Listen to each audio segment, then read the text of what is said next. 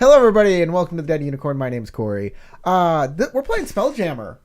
This is great. We got the band back together. Everybody's here. Everybody is whole. Nobody's been dismembered yet. Yeah.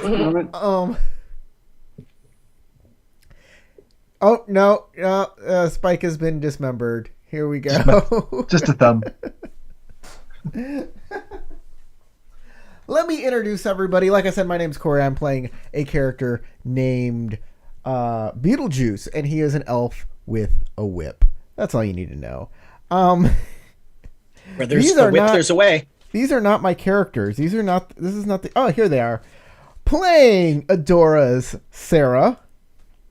Eudora. That's right. Playing Tinker's Brenna. Playing Kios is Spike. And playing Del Starwind, I think only me and him are the only characters with a last name. Playing Del Starwind is Keith. Actually, I have that Eudora has a last name. Yeah. It's Eudora Jen. Oh, wow. I don't have that written down. I'm going to write that down. Maybe she didn't tell you her last name. Well, I figured she had... It's been mentioned a few times. She has amnesia. He remembers. He's like, yes. I thought she had amnesia. So didn't know. I'm She not make like up her own last name.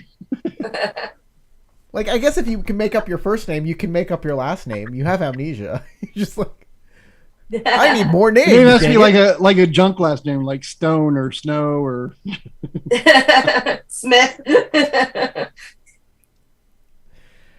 It's just like you wake up and you need to make a name for yourself, and people will just keep calling you Tim, but you want to make I need a last name. I want it to be something that I love, and I love pizza. So your name is Tim Pizza. Tim's last name would be Othi. Oh. Why are you back again? Anyways, we're joined by our Game Master Howard. Before we continue, I'd like to thank our patrons scrolling in the upper right-hand corner. They keep this channel going. Thank you, my patrons. We love you. Howard, take it away. Yarr. I have a hood tonight. I'm moving. Can't find things.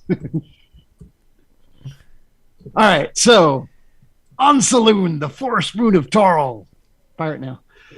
The crew of the Melina discovered a village of the creepy tree people. Not people in trees, but people that are trees and live in a forest of larger trees, which may or may not be people. Our intrepid heroes know that the crystal sword they're seeking is in a tomb near the heart of this tree people village. So they took up arms against the tree people's enemies in hopes of befriending these tree people. However, they lost that fight. Really bad. So now they're teaming up with the tree people and doing a take two on that battle against the guy who was kind enough to let them live the first time. So when we started this game, I believe everyone's had a full night's rest. So if you haven't already, go ahead and get all your spell slots and whatever back, your health points. In addition, I don't think anybody's wearing anything today except me. So if you had an inspiration spent, you don't auto get it back for wearing a costume. Haha, no one did it. I don't have the wings. Not my problem. Oh, I can make it your problem. I haven't spent my inspiration, so I don't have to. Of course, I am wearing a costume, so all the NPCs have 12 inspiration. Hey. And they're only going to use it against those of you that didn't dress up. Okay, so I have a dumb question. How many hit points do I get back considering I was barely above 0 after a long rest? You get them all back. Oh, really? Oh, okay. Yeah. I know that there are optional rules to make that more difficult, but I'm using the standard player's handbook, which says you get a night's sleep, you're good to go. Awesome. The magical healing power of sleep, something we adults often neglect, and we shouldn't. There's also the fact that you have somebody that can cast spells of healing before we knock off for the night. true. We are so glad you are back. You have no idea how glad we are. He probably wants to use a couple of those spells to get himself up. Yeah, I think I'm good at this point. We did get me back all the way up by the look of it. So, since you weren't here, you did ask about it. I don't think I ever actually directly answered, but if you can make your magical focus look like regular part of your outfit, he was not interested in taking that away. It's a necklace. It's a crystal about yay big on a necklace. And it's only because you weren't here. Otherwise, I would have made you make a stealth check or a sleight of hand check to get by him. But because even though you might be saying, well, it looks like it's pretty ordinary, but you were using it during the battle. And if you're presenting it to get the effect of ignoring your magical spell components, then you're using it. It's obvious. Well, it kind of becomes a thing like you pull your necklace out, you hold on to it, and you go, you make your prayer or whatever. It's only when the priest is holding the cross and saying the power of Christ compels you. Just because the cross has a rope around his neck doesn't mean I don't think it's the cross that he needs. No, but that doesn't mean that it's got any intrinsic value to Buddy Boy there. No, he was taking away weapons, not because necessarily he thought he was going to walk around wearing all the weapons.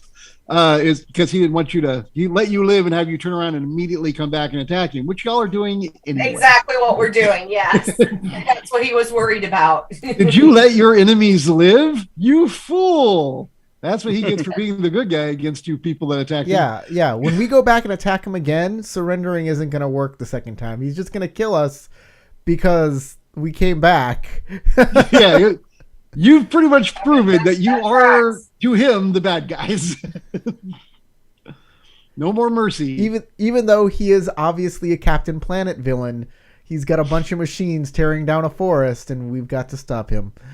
For capitalist reasons. Yeah, exactly. Oh, as a Gith Yankee, I'm actually just bad that he didn't kill me. That's like the most dishonorable thing that could have ever happened. I'm pissed. How dare got you issues. live? The nerve. Like You've you had should just issues. killed you specifically because you're both Gith, and then the rest of them be like, y'all can go. Yeah, he was unconscious at the end of that, so yeah. I don't know. That's what I'm going with. The fact that you weren't if you were unconscious, it would have been dishonorable for him as another Gith Yankee, Klingon, whatever you want to call it, to just kill you. I totally attacked him first. I honestly feel that the Gith Yankee are You don't not kill Klingon. an unconscious opponent. Gith Yankee are Romulan I to the always thought Gith Romulan. Zerai Vulcan. Yeah, that's kind of how I thought about it too. But with a little bit of, there's a lot more practical warfare than sneaky warfare. So there's a little bit of Klingon in there. Well, both of them would use cloaking devices on their ships. It's true. We should get one of those. Cloaking device? Weren't Just the like Gith, Invisibility, same deal. weren't the Gith weren't they stolen from somebody's novel or something? They were like straight up. I don't know. I know they were in the original Fiend Folio. That's where they first appeared, was the original Fiend Folio. I heard that they were like part of somebody's novel or something that the I have no creator- idea. I know I they have were to in the look they it were in up. the same book that brought us the Needle Man, which was a cactus that flung its needles at you and looked like a dude like leaning over.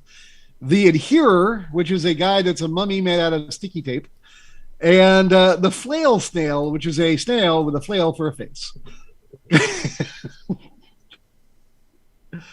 It was a great book of greatness, just so much greatness. Drugs are bad, okay? A lot of those still exist in 5e, including the Flail Snail. That's still a thing. And I have never used one, and I feel like I have somehow robbed my players of a lack of flail snails in their lives, or by creating the lack of flail snails in their lives. All right, so is there any other prep y'all want to do? Anything you'd like to role play with the tree people or each other? Plans you'd like to make? We need to kill those those mechanical bugs. And Anyone? Oh, sorry. Go ahead. that's kind of the main thing. We just need to do it more intelligently than rush in headlong. Anyone with a passive perception of 14 plus can hear in the far distance the as trees are still being cut, because I mean, he has robot monsters. He can take breaks. They don't have to. The occasional tree falls. The creator of the Gith Yankee admitted that he took the name from George R.R. Martin's 1977 science fiction novel, The Dying of the Light. Boom. Didn't know that. Okay. So George R.R. Martin was influencing D&D before D&D influenced George R.R. Martin. it appears so. Symbiotic. That is interesting. Sorry about that. I just needed to look that up. It was bothering Thank you. me. Today I learned. Interesting. All right. Well, so plan of attack. We gotta figure out a way to break up these bugs. Yeah, mate. I got these. Well, I mean, they seem to be exclusively controlled by him. He was able to pull them all back once he decided that he didn't want to attack us anymore. So it's really him we need to take out. Yeah, mate. He's got that wand, and we have these nets, and we're gonna throw the net over him, and then take the wand away from him. That sounds like a smart plan. We can also do like a disarm move. I just learned that was a thing in Dungeons and Dragons, that we can disarm. It's in the Dungeon Master Guide, not the Player's Handbook, and that's why I thought you couldn't disarm in D&D, but apparently you Oh can. no, only the NPCs can. It's in my book. Yeah, I know. But anyways, we can disarm them with an attack roll with our weapons. We can try and disarm them from it. But yeah, I think it'd be easier if we would like threw this net on him. I'm gonna try and sneak over there and like toss it on and then he won't know it's coming, and I can just wrestle the thing away from him, and that's my plan. What do you think?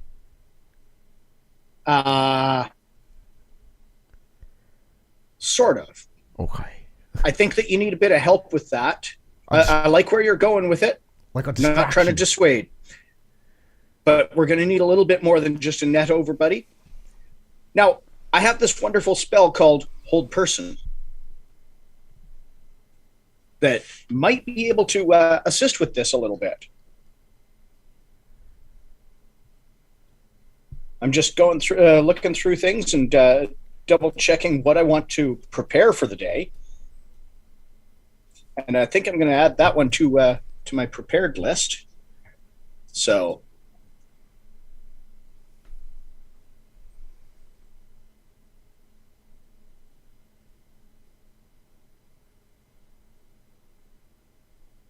Cool. All right. sorry, Another everything tree suddenly fall. went.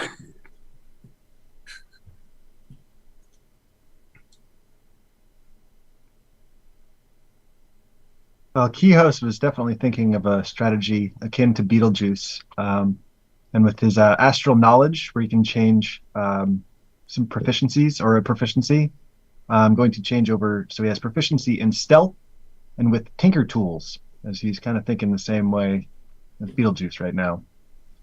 Sneak and grab. I wish I could change a proficiency into a skill. I have one skill and one tool. So I've just changed them. It was animal handling and blacksmithing tools. Yeah, I can just do proficiencies, which I always use for like piloting spelljammers and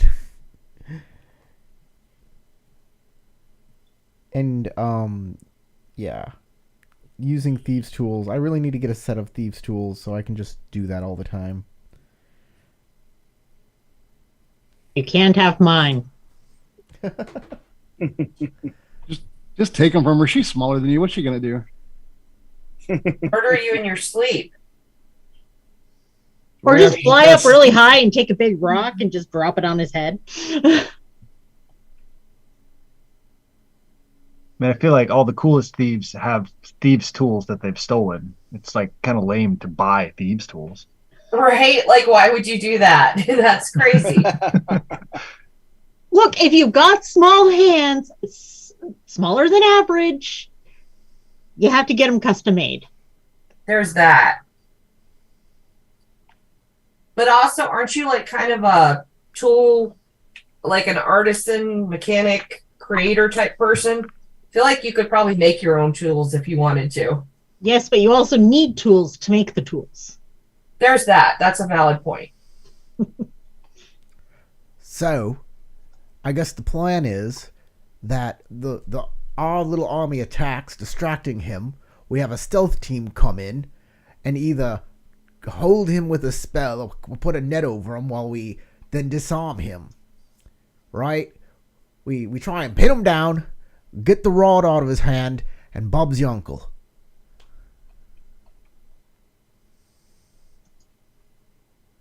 Sure, I don't have I'm an in. uncle. Then he's not Bob.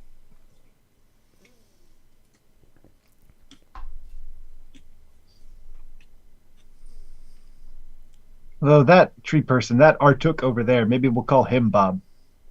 Hey, Bob, will you I mean, and it's your just a Artuk colloquialism. people attack to, first? you don't have to pick this apart here. Yes, will you be our meat shields? Well, they're coming for your land. We think we've got a plan that we can.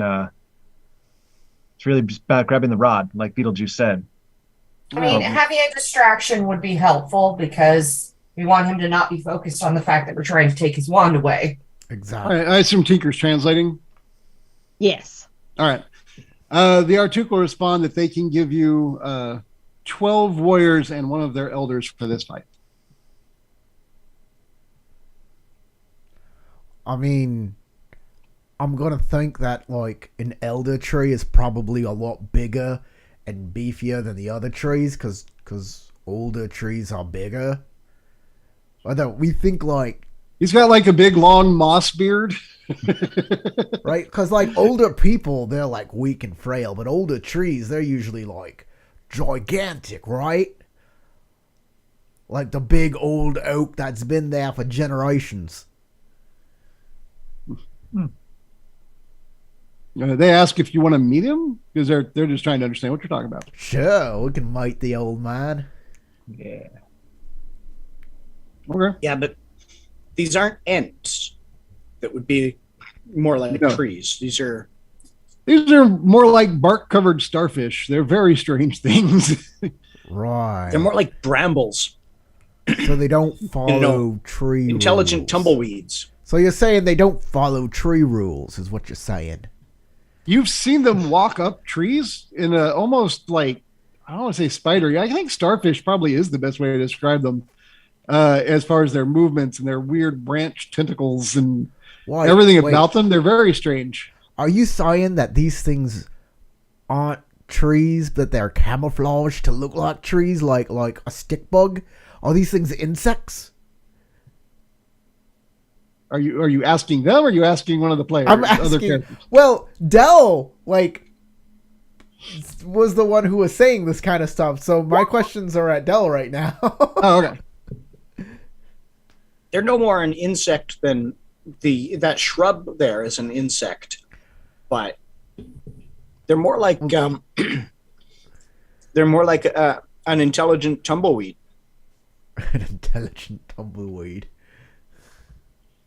We don't get many of those in the astral plane. Yeah, no. You're very lucky. They can be quite dangerous. Hard to port! Astral tumbleweed!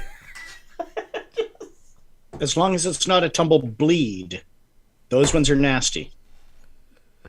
No, go to your corner and think about what you just said. Sorry, that's a monster from a different game. Are In there my like notes, I just noticed I left the T off of Tinker in several places. There- For some reason, it says Inker. there's a lot of sailing imagery when we talk about Spelljammer ships and the like, but is there stuff in Spelljammer like can we run aground? Is there like a coral reefs version in Spelljammer or anything like that? Like, You're like, Well, there's meteor asteroids fields and- or asteroid fields. I mean, there's there's all kinds of weird things, and then of course you can make up stuff. You can make a structure that looks like remember the giant what Data referred to, I think, is a giant snowflake, not Data, but one of the versions of Data. the crystalline entity. The crystalline Yeah. entity. Yeah. But Yeah, I'm that. thinking like You can make stuff up like that easily. you can see everything out in space, but like on a ship, you can't see below the waves usually, and you have to like intuit. Well, on where top the of that, right- now that we're not going through the astral, we were going through the astral sea instead of the phlogiston or phlogiston or whatever. However you said it. Yeah, that too. Instead, we're going to the astral sea, which in some versions I've read is a literal sea of thought. Like there's a huge silver body of water, and reflected both in the water and the sky above are endless images of thoughts, and that you would navigate that when you were traveling with a silver cord through normal astral travel. You would navigate it by thinking about where you want to go, which is how I'm kind of running it, because that makes the most sense to me. Mhm. That makes sense. That's cool. I like it. All right, back to the problems that we have at hand right now. We're gonna meet the tree elder that's coming with us. Yes. Yes. Let's see what we got, what we're working with. And my questions will be answered when I meet him, I'm sure. So literally this very large 5-tentacled or 5-branched creature, like the others, its face and stuff seems to be mostly near the center mass. As it moves about, it'll grab trees and like pull itself along. If you're paying close attention, you might have noticed this on the others before, but as this one's bigger, it's more obvious. There, near where the tip of each branch is a circular like pod that is sticky goo, and as it touches things, it kind of sticks, and that creates the grapple that they're probably using when they walk up trees. They don't move as fast as humans. They move at 20 versus 30. Y'all move at 30 feet per round. They move at 20. So they don't move as fast as you, but when they go up trees, they don't change their stride. So it's, up and down. It's good and bad. And as he's coming around and looking about, it sees all of you. And this is technically a large creature. It's about, we want to say like 10 or 11 feet high in its upper branch tentacles. But its face is actually closer to your head level just because of its arrangement. And as it looks at you, it does indeed have a long, mossy mustache and beard hanging from the center face thing, and kind of turns its whole body so that its head like cocks and regards you. I told you the old ones would be bigger. Oh, I'm really good at this game. No. And then it speaks in common that is slow and kind of broken, like it's clearly not its first or even second language, but does actually speak. Why are you here? Weren't you told? Pretty sure we've covered that. Yeah. I won't hear it. Oh. You want to take this deal, or shall I tell him? Go ahead. Right.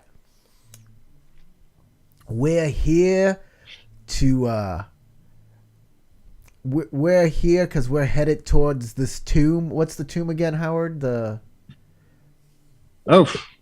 out my notes. Temple It's of a tomb of an Saloon. old elven king or something, an elven dude. Yeah. We're here I don't to remember. Little elven dude. We're We don't traveling- know. Elven dude. You know. One of them. We're traveling to the elven tomb, and we need safe passage. And the only way There it we is. can get that is by saving you from the Gith Yankee with the the evil machines, and we're good blokes, and we don't mind helping. There. It's in the chat. When I'm translating this, I don't say good blokes, I say decent folks. Good blokes, decent folks, same thing. I mean, Right. I'm neutral good, so I'm literally a good bloke. You get the feel as he's like is just staring you down as you're speaking that he's really studying you and trying to get a sense of the truth of your words. I'll give you that much. As well as anyone that's insightful, you can probably pick up that that's probably what he's doing. He's just trying to decide if he believes you or not. And So I'll say He's got two choices. He can believe us and fight with us, or he can assume that we're lying and sit here and wait while. And I'm not saying this out loud, or he can sit here and wait while his entire village is chopped down by the mech bugs. I'll say this. Look, my name is Captain Ramouche Beetlejuice. And I'll tell you what, this Githyanki, he seems like a terrible, terrible person. And I'm not here to see somebody's home get demolished for somebody else's,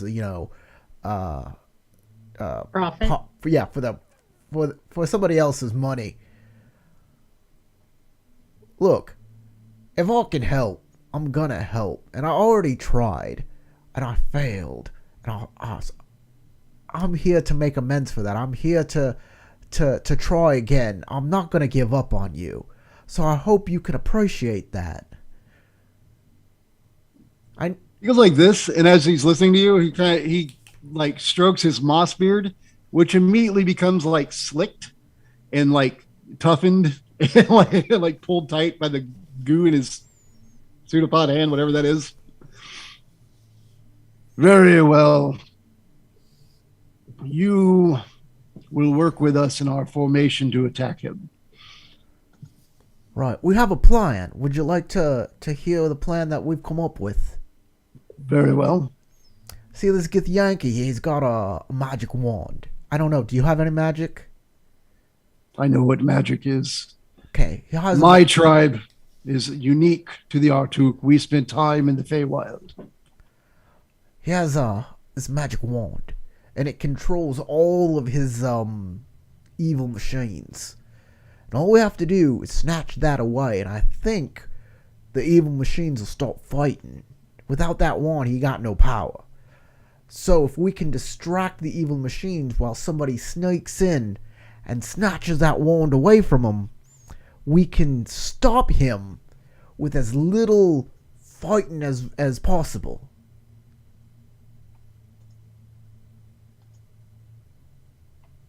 What do you say to distract? Full on frontal assault, really. That'll keep his eyes straight on the battle and not behind him, because apparently he has to conduct his forces with that wand. It takes a bit of looking around and making sure that everything's going how he wants and giving the orders and such. All right. So we just back you. You start the fight. When they come, we help you fight. I guess so, unless you have some incredibly sneaky guy who could, snatch the wand away from him. We have a stealth ability, but unfortunately it only works. It indicates the area of the forest, which unfortunately exactly where that man is standing is where he is deforested. Literally they have a built-in we are stealthy in forest power, which does not work with the guy deforesting. He negated it. How stealthy? I look at the rest of you guys. How stealthy are you all? I don't know if we've covered exactly how good everybody is at sneaking around. I'm good, but I'm better without my armor on, and that leaves me vulnerable. Not bad. I don't know what not bad is. Is that good? Out of character is a +3. Yeah, I'm like +5, but I wear heavy armor. +5 with disadvantage. Yes. I'm currently +3 with disadvantage. So far, Tinker's winning. I've got a +5 too. Oh, Adora, you can do this. And you have like that sneaky hop ability that can get you in and out really fast. Like I can like star step and such. But you got the leap. That's about pretty much the same thing, right? I am very good at hopping, she says as she hops up and down.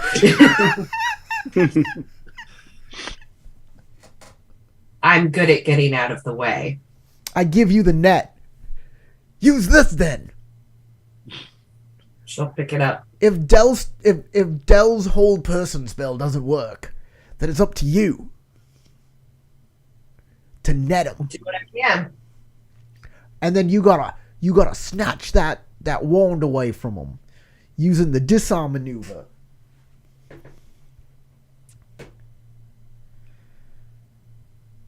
I'll do my best.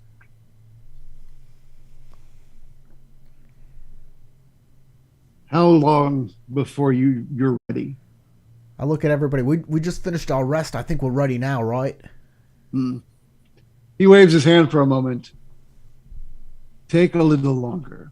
And he points to your door and says, come, bring net.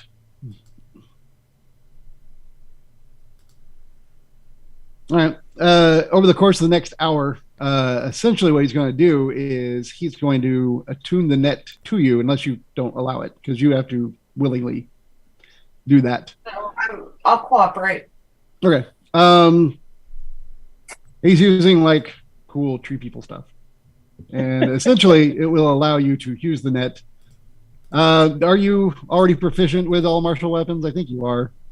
Let me take a look. She's a fighter. Yeah, she's a fighter. You could already use a net. Yeah. You could already use a net, so that part doesn't matter. But the other part is because it's a living net.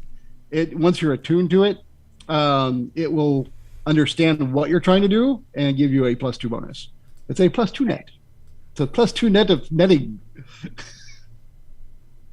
I've reposted the disarm rules to our Discord server, so you can look at them and be like, yeah, I hope you have a high strength and athletics. Technically in the DMG, so it's an optional rule, and really it would take away from anyone who is playing a fighter who can use the disarming attack, but we don't have one of those anyway, so I guess it doesn't really matter.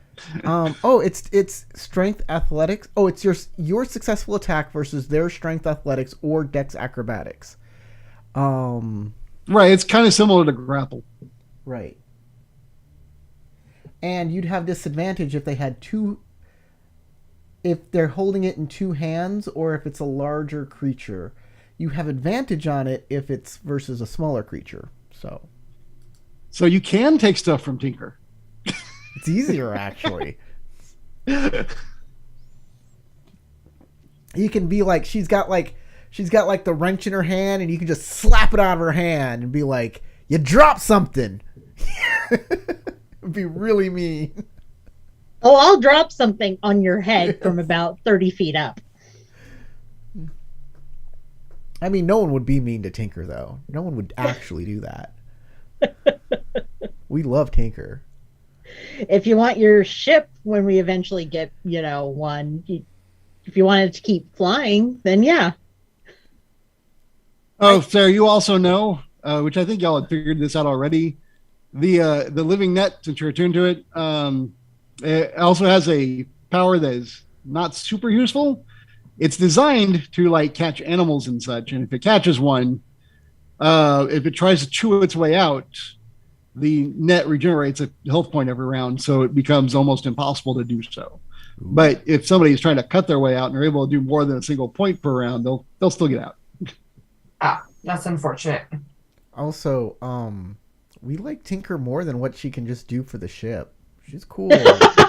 Don't. Are you suddenly worried about rocks falling and you dying? Don't sell yourself short, Tink.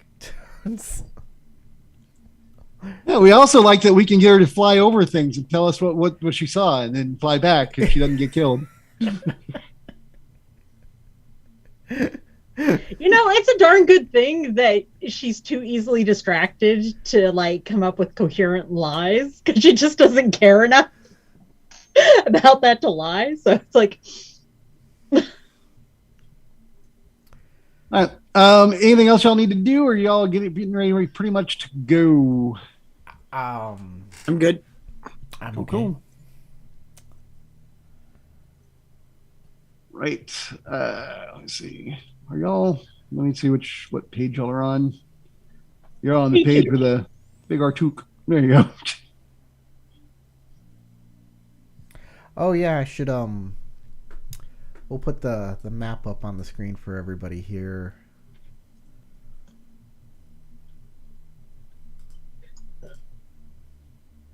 There it is. The map is there for everyone to see. All right. Do I need to pull my icon on over? Yeah, you should. Let's see. I kind of hate my icon.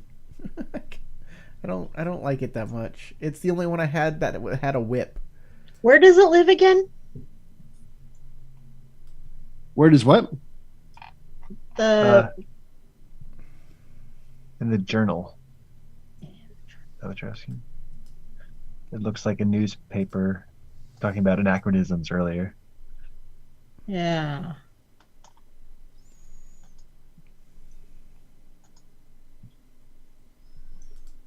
I'm just gonna put these guys in like a random pattern because I don't know.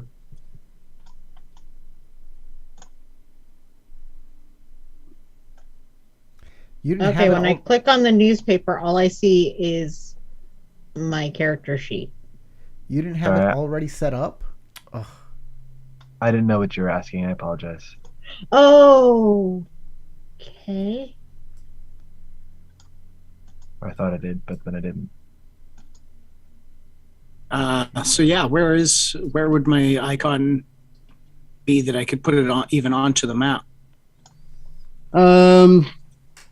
You just pull it from the if you're looking at the thing that looks like a newspaper, they said.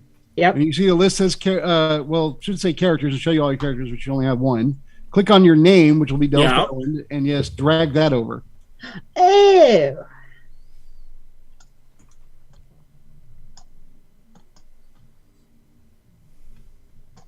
So just drag my because if Drag I your click name on it, over I get and the it'll- character sheet pull up.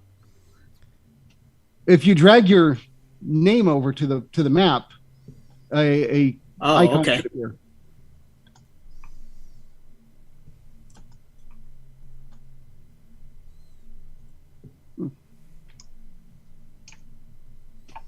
This map is huge.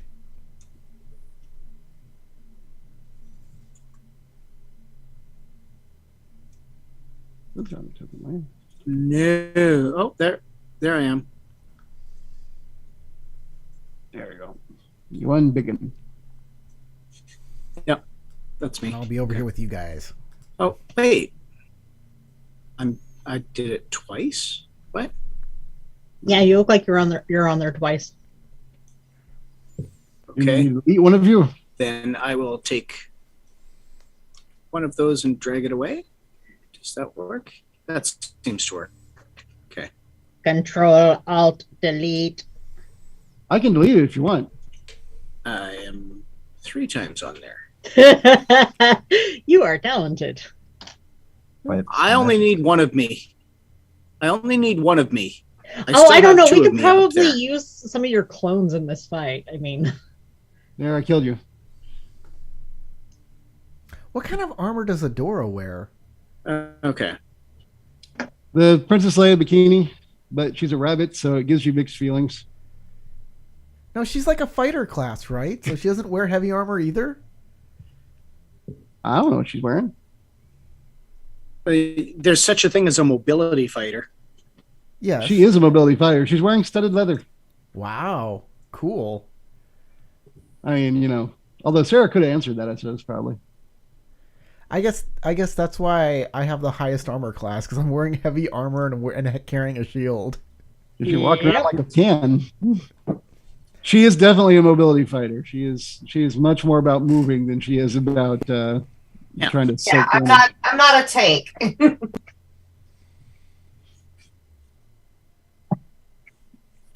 I believe I wear chainmail.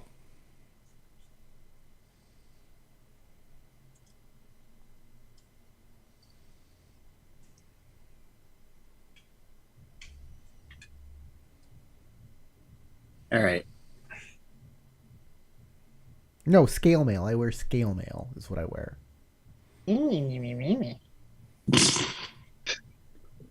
Okay. I'm in a weird mood.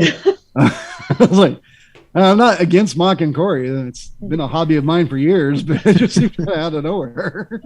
one of my birds died suddenly this week, so We're sorry. like I said, I'm in a weird mood. Sorry. I mean, I'm sure it's Corey's fault. Sorry, Brenna. Thanks. His mate that he left behind, she's my baby, and she's just been like glued to me. So she almost, if I would have let her, she would still be here hugging me. And by hugging, because she's a little bird, it means pressing her entire face against my face. I mean, you could do that. I'm sure that'd be cute. Yeah, it's kind of like yours were fine. it's kind of like cats, when they just like headbutt you.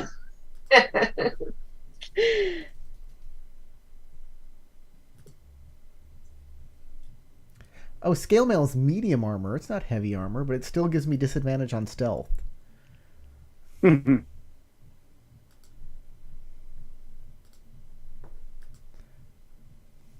It's medium armor, but I still get a disadvantage. There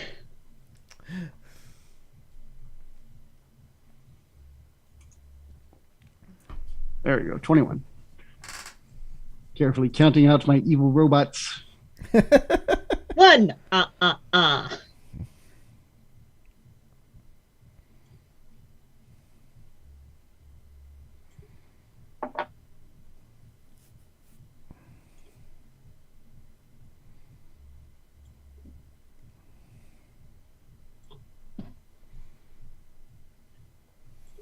So we might want to move y'all back a little. Sure, place is how we come in. I'm all good with you telling me how I enter this area.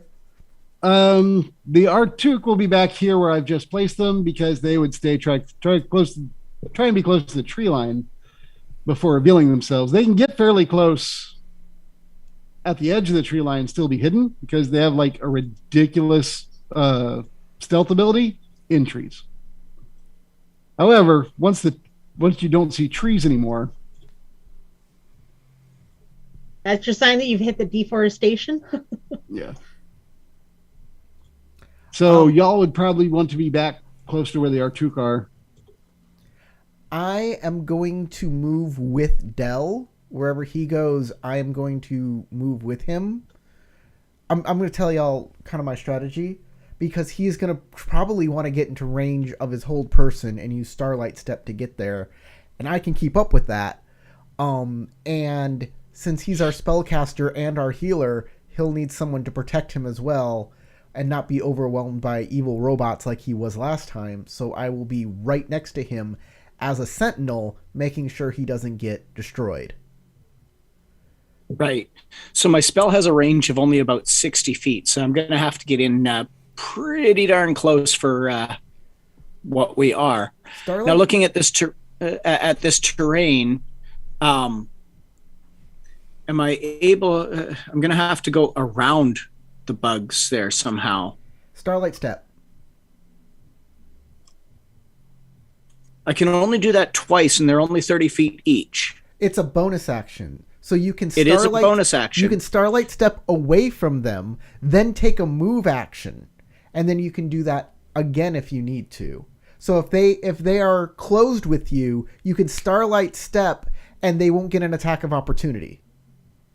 It's true. I want to try and hold at least one of those, which since I've only got two, that means being really careful with it. But so that I can, at the last minute, get close enough to get that spell out. And since I have it as well, I can keep up with you, and therefore I can continue to protect you with my Sentinel ability. I like the way you're thinking. So where am I? I'm up here now.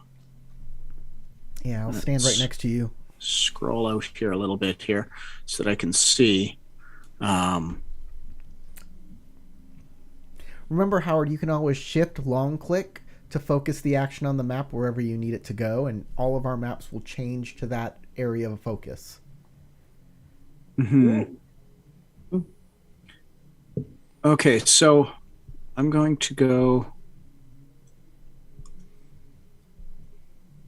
I want to go to, say, about Electric there. Avenue.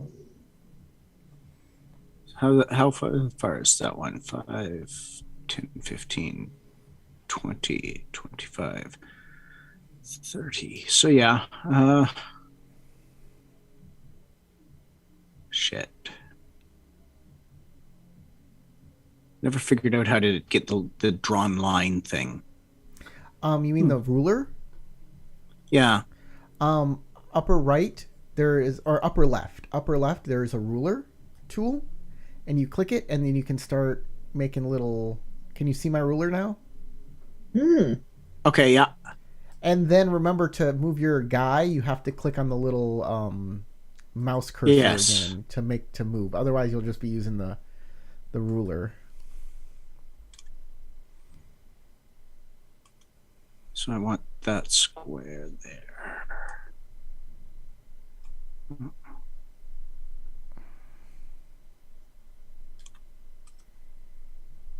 Dang it. Okay, so once I've I've used the ruler to determine where. Then I just can drag him. No, that keeps giving me the ruler. You have to click on in the upper left-hand corner. You have to click on the select move, the little cursor icon again, so you can select your person and move. Now, if you pick up your icon and then hold the Q button, you can get, or tap the Q button, you can get this. Right. I just figured out which square it was, and I moved him over there. So. Okay, well, I'm next to you. Unless Howard says we have to start where you put us. We should get some. No, I just backed you up because you didn't want to start in the middle of the clockwork creatures. Yeah, thank you. I mean, you can move your characters around where you want to start, but if you get too close, I'll declare initiative because, in fact, at this point, I feel like the folks over here should probably go ahead and make a stealth check to be where they are, as well as here, because the Artuk have a ridiculous passive stealth. They cannot be seen. Okay. Only in a tree line. Del, we're going to have to roll a stealth check to be where we are. Unless you want to move back. And I would say so does, looks like Kihos. This Kihos right here. Yeah, sorry, hold on. I lost my space. So disadvantage on a stealth roll. Here we go. Nice. Kihos, you are just a shadow in a suit of armor. Revenge is quite the motivator. All right. Wow, look at all of y'all. That is awesome. It's mine that's the crummy one. Okay. Yes, based on where you put your character, you would also need a stealth check. I did roll a stealth check. Sarah asked. Oh, Sarah. I did, yes. There are two Sarahs. Which there are one two are we Sarahs? talking about? There's one here, and then there's one here. That's weird. Was I already on the map before I put myself on there? I only see the one. I may not be zoomed out enough. I don't know where the other ping went. She is behind. The other icon is behind the bad guy, behind and to the left of the bad guy. Here. I don't see Did you it. add me on there, No, I Howard? don't see her. You don't see her where I'm pinging? No, Nope. I don't see anything. Wow, on my screen there's definitely an icon there, but that's okay if nobody else sees it. The stream Weird. sees it. You're just hallucinating rabbit people. I am not. The stream is recording it. He's like, there's herringons everywhere. They're after me. Check the stream. It's there. Wouldn't it be weird if nobody watching the stream could see it either, and it really is just you? Oh my gosh. They're like, Corey's losing it. That's it. Hashtag unreality. I mean, you shouldn't have permission to see other layers, and I do, and I don't see her, so I don't know what's going on. I don't Who's know on either. first? All right, so based on everybody's roles, and the person that is closest to Dell is Beetlejuice. Yep. All right, based on your roles, which are very good, you are able to reach out and put a hand on Dell real quick, right as he is about to he thought he was being quiet and he was about to bring his foot down on a bunch of dry leaves, and you see it, and you put your hand out, and he stops because he's not sure why you're about to hit him. And he sees it, he pulls his foot back because I'm not a total dick that makes everybody roll, and it's like, oh, one person didn't make it. You are all immediately seen. But with your stealth being as high as it was, you're able to share that with the guy next to you and say, hey, or not say anything, just put a hand out and save the moment. Everyone else made it. Even those that had disadvantage did really well. So y'all are super stealthy. And as for the Artuk that are supposed to be with you, if I read it right, I think it's unless you have a passive perception of 16 plus, you don't see them. When they were moving stealthy in the tree line, they just kind of go away. They're gone. I think that's Bye-bye. all of us. I have a 14. I think that the highest is Sarah with a 15. Yeah, they just gone. They predator into the trees. Excellent. As long as they don't use that to run away. Or come after you, because I saw Predator. It didn't end all that well for most of the group. Well, if I'm the one They have more immediate concerns. if I'm the one trying to net him, then we want me to have the highest roll. Well, we're talking about perception to see the.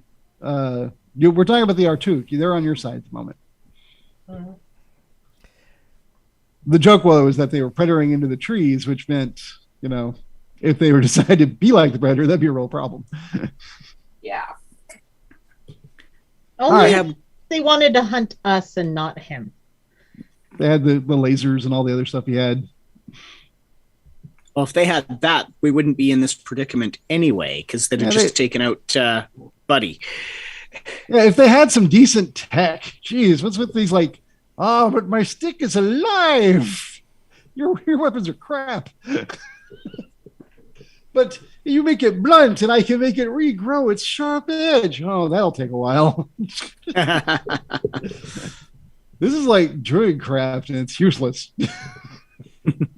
I mean, the druid is here acknowledging this is not that great. Yeah. We all think the druid's useless until they turn into an owl bear.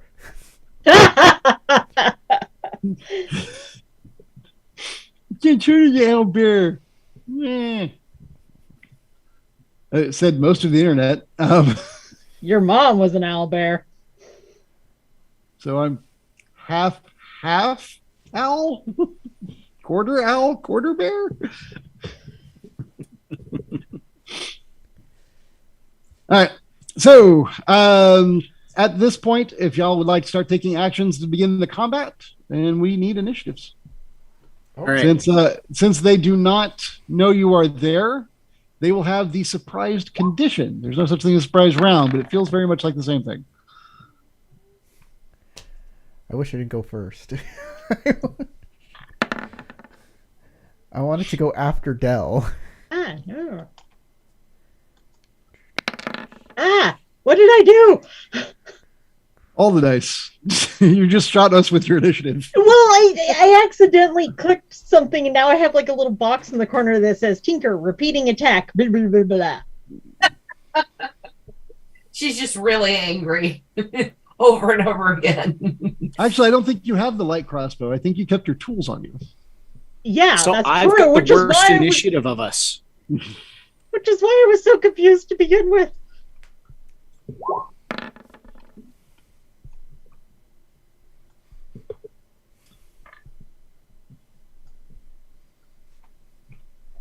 All right. And I need to make rolls. Well, I need to make rolls for all of them, really. But we'll start with the Elder Artuk gets his own initiative.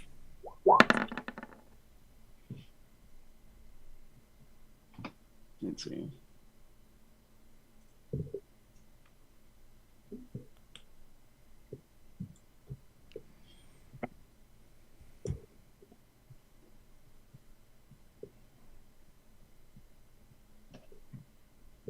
The others.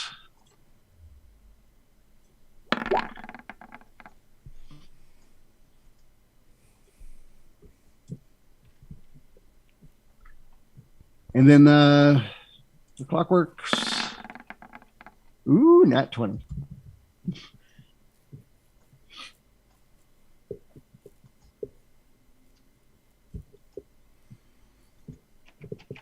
And I got 2 more rolls.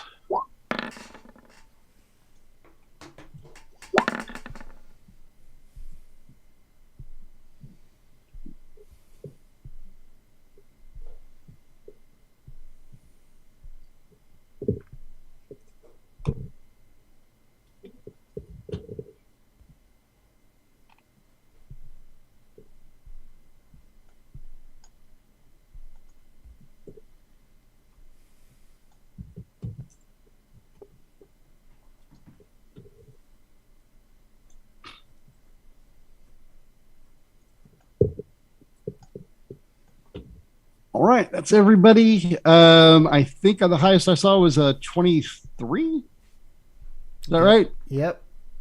That's me. All right. Starting at 23. Oh, I'm sorry. Did somebody be 23? Yeah. 23. No, yeah, right. Oh, okay. I did not want to go confuse on me. 23. I wanted to go after Dell. But I guess You can hold an action, like you can do a bonus action and a move and a weapon interaction and hold your action. no, we can't hold our action anymore. There's only You hold your action for a reaction to do that thing when it comes up. Yeah, and what you get from that is only one action. You don't get your move and your bonus from that. You just get No, you can you're holding your action, not you can still do your move and your bonus action. But what he's saying is he wants to hold everything until after I've moved so that he can follow me into place. Oh, I understand that, but I'm telling him that is his option. I know how it works. Okay. I know how it works. I'm just upset because I didn't roll just a round lower than Dell. But I know what Dell's going to do, so hopefully this works. So I have to move. So I'm going to make one movement. I can move 30 for one move action. So I move there. Unless this has a terrain quality that keeps me from moving my full move. I'm going to say that you made your stealth so you were able to be out past the tree line, and you therefore are not in rough terrain. Is there a movement penalty for being stealthy? I forget. Yeah, it's half movement. It's half movement? Okay. And my move is 30, right? Right. So I can move So 15. You're gonna stay stealth at the end of your turn? All right. Yeah. Okay. So I move here, which is 15, which isn't a lot. I use my action to ready a dash. And the reaction of what happens is at the end of Dell's turn, whatever he does, I dash to his. I use my dash action after he moves, or after his entire action is done. Okay. I am fine with that. I think Tinker is next at 22. No bonus action, or yeah, I'm done. Oh, I make sure my weapons are ready.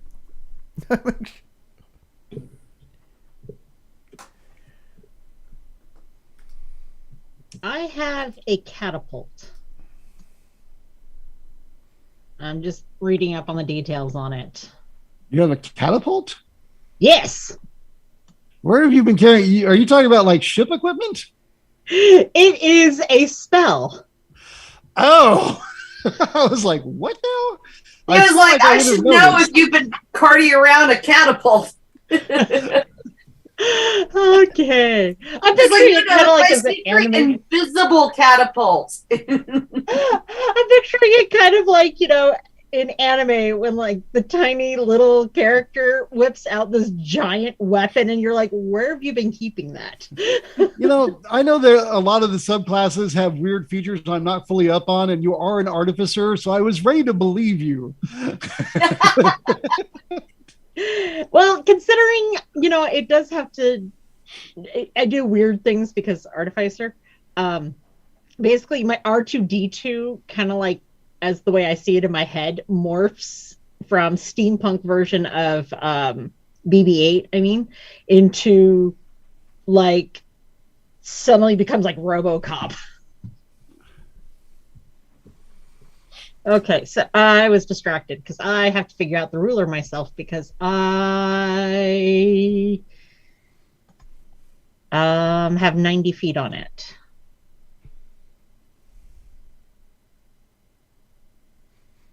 Oh, I am scrolled way too far out. Uh-huh. Okay. Ooh, just out of range. I'm going to go for... You can move first. You can take a move and then use your catapult, right? Unless it's a full... yeah, you and your logic. I mean...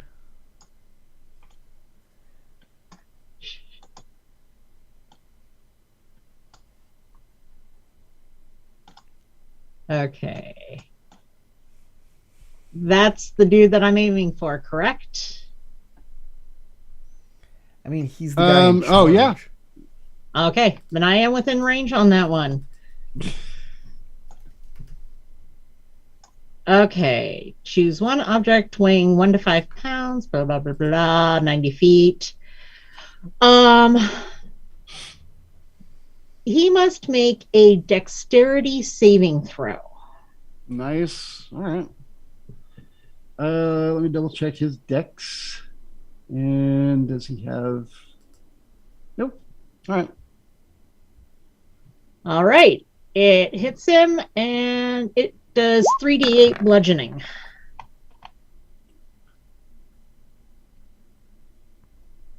What's this? Oh, okay. I had a list of other rolls that were all mine also. Okay, so I did make my roll with a total of a 21. Oh, then I'm assuming that makes the roll. I would hope. Because if that doesn't defeat your magical casting, that's insane. I don't know what the DC is, so I'm gonna say sure that beats it because it's the 21. I don't see there's any logical way you could have a difficulty that high. It's 8 plus your proficiency bonus plus your magical casting build attribute modifier. That's too much math. Okay, so it's 8 plus, and I think 2 for you guys still, and whatever your intelligence bonus is. Okay, it only hits on a failed save, apparently, so. Okay. Does it say anything like if it hits right next to him, it endangers anyone else or any other weird? Good to know. All right. So, terrifying rock lands, boom, right next to him. Oh, no, yeah. Anyways, I failed. All right. The surprise condition does not go away just because you did that. Everything is still surprise this round. That already rolled initiative. Except for the Artuk, they were in on it with you. Because it's all happening almost simultaneously. Pretty much. All right. After Tinker, they are surprised, so they continue with their original action. The trees in this area are being cut down. The trees are being mulched over here and over here and over here. These 5 that are surrounding him are in sentry mode, which means they always have a held action. I don't think that surprise character could still use it, though, even if it was held. Well, let me double check that. How does surprise work? Surprise condition is weird.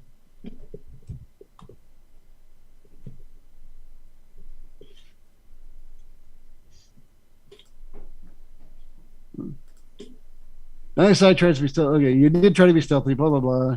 Can't move or take an action on your first turn of combat, and you can't take a reaction until that turn ends. So the fact that they had held actions doesn't matter because they're surprised. All right, then they can't take a reaction. They turn and look at the rock on their turn because they can't react to it. That is a rock. That's not supposed to be there. All right. It's weird having a turn but not doing things. It seems kind of pointless. Mhm. But okay. By the way, this Githyanki has a name. I don't think anyone's ever actually asked him. But he No one cares. looks at the rock, apparently, because he can't do anything about it. And then, oh yeah, he can do stuff. All right. Because the rock dropped, I'm going to say the Artuk are now ready to engage in combat, which means, let's see. Let's do the.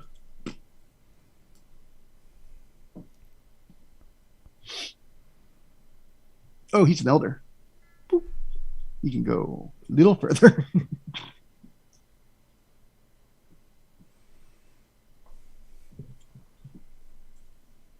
You go, dude. Isn't there a way to make him just go to the wherever you put him? Well, great. Click the you're on ruler. You gotta. There you go. Yeah, just pick him up and move him. All right. I thought there was a way to like measure it out and then he'd go there. But Yes. Oh well. That's what I thought too. When you pick up your icon, hold the Q button while you have the icon picked up, and it will create a ruler showing you where you go to where you want to go. Okay. Q. Okay. That is weird. You can just tap Q. You don't have to hold it. You just tap it when you have your. Yeah, when icon. you hold it, it does some really funky stuff. Because every time I you can't tap see it, where he it was. creates. Every time you tap it, it creates a new waypoint for you. Yeah. Ugh. Okay. I think he was there. I can't tell anymore. I'm going to assume I'm not cheating.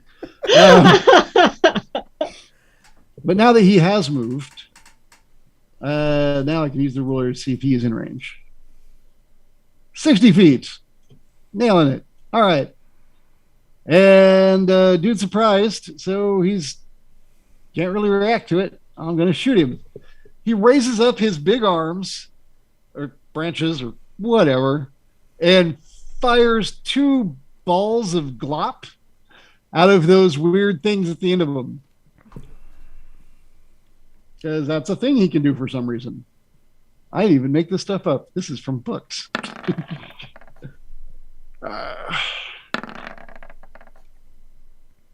Oh no, we've all been crushed by a giant die. Yeah, We're all gonna die. You definitely deserve it, so I don't feel bad. All right. Where's his armor class? Oh yeah. All right. So the first one's a miss, but the second one is not. He gets pegged.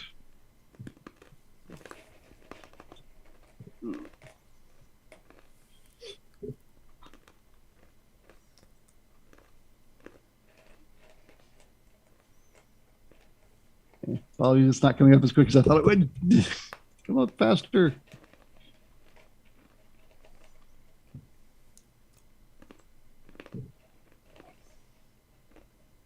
All right. Radiant pellets. Range attack. +4 to hit. 60 feet. D10. Wait, no, 44. I don't know. I thought that was a D10. 44 damage.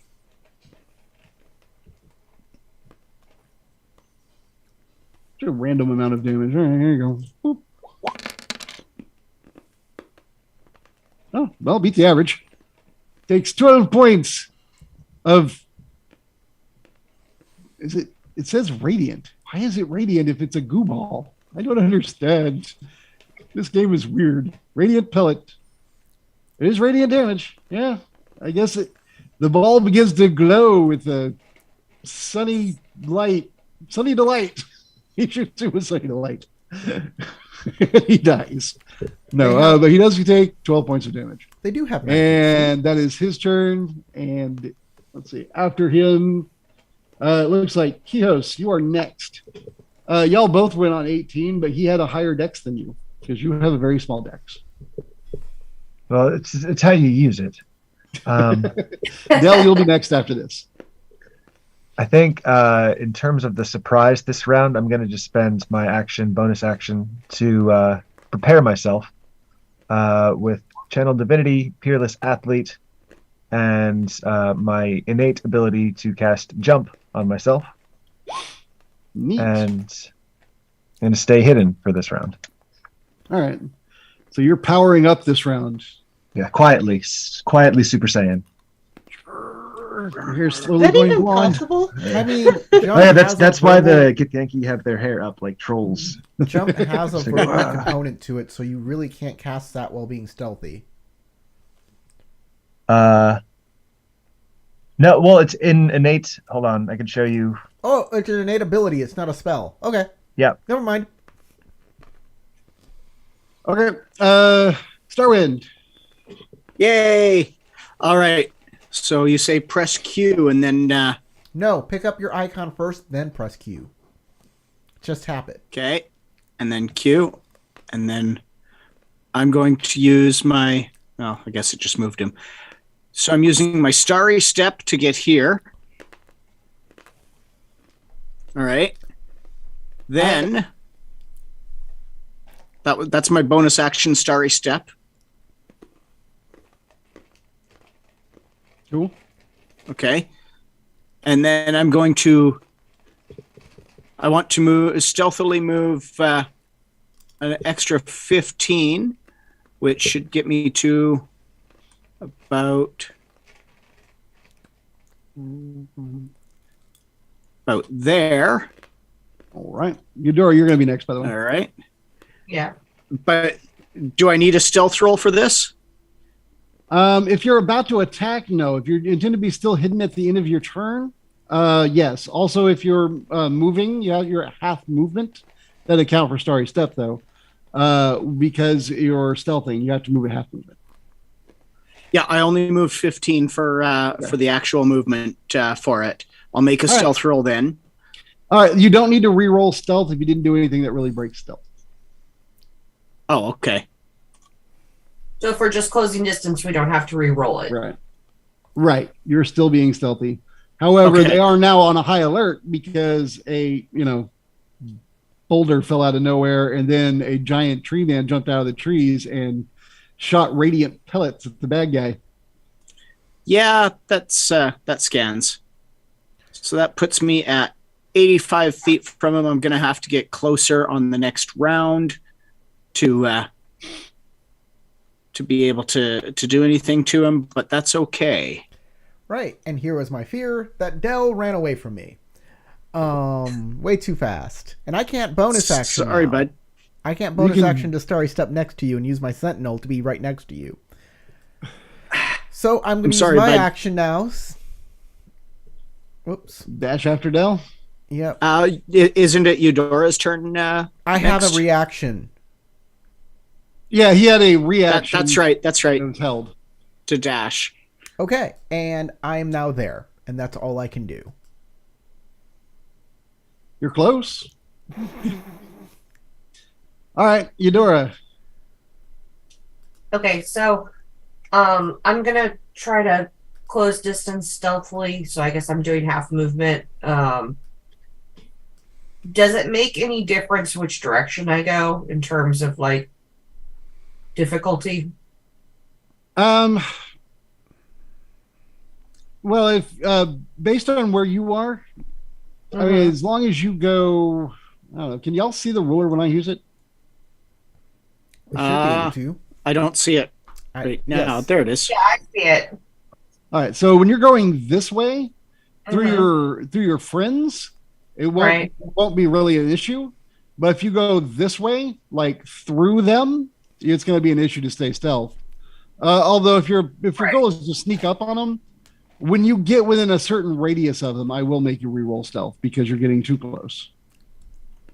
Well, I'm trying to actually go around them and get to the main guy. Can you ping him just so I can make sure I know where he is? Because I think I do, but I want to make sure I'm looking at the right character. Why is it not pinging? Where's my finger? I see what you're doing. It's where the 0 feet thing is, right? Yeah, it's not. Yeah, oh, that's the problem. that's- I'm on ruler still. Okay. There we go. Well, There he is. yeah, He's yeah. not moving. That's what I thought. I just wanted to make sure. I wanted to make Okay, sure I was now my looking at the ruler's right stuck. character. Go away, Okay. ruler. All All right. right. So if I'm doing half movement, how many can I move per turn? I think you normally move 30, so it'd be 15. 15 feet. Yeah. And that's well, 3 squares, if you right? move and dash as an action, you can move a total of 30. Okay. Yeah, that's all I'm trying to do is close distance between me and him. I'm not doing anything else this round. Yeah. Yeah. So that's a lot of distance. Okay. So it's going to be a while. All right. So I'm just moving 15 feet would be 3 boxes, right? Correct. But Okay. you can move, like as I said, you can also take the dash as an action, and Mhm. therefore move another 15, stay stealthed, and move twice as much, basically. Okay. So the most I can do and still be stealthy in one turn would be 6 boxes then. Exactly. Okay, yeah, that's what I'm going to do then. So that will be, let's see.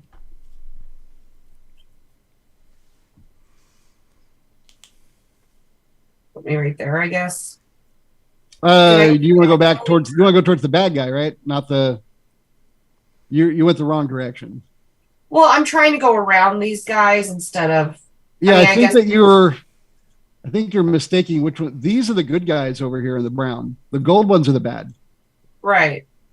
So if you want to go around them, you want to go this way. I mean, I was going to go the other direction, but I see what you're saying. Yeah, that probably makes more You're, sense. where it is, where you've put yourself, it looks like you're about to go through the middle of them. And where you are, I would have to make No, you I roll. was- Yeah, I'm trying to go the other direction. Well, I see what you're saying. Okay, so probably. I mean, there's no way to follow the tree line all the way around because the tree line Yeah. doesn't go all the way around. Yeah, I see what you're saying. Okay, so if I go, let's see, right there, does that work? I would probably go here. Isn't that Like, I farther don't than- remember where you started. I but was think like right next to Tinker. Were you? Yeah, Like here? yeah, I think so. All right. Well, then, I mean, you could, starting next to Tinker, go,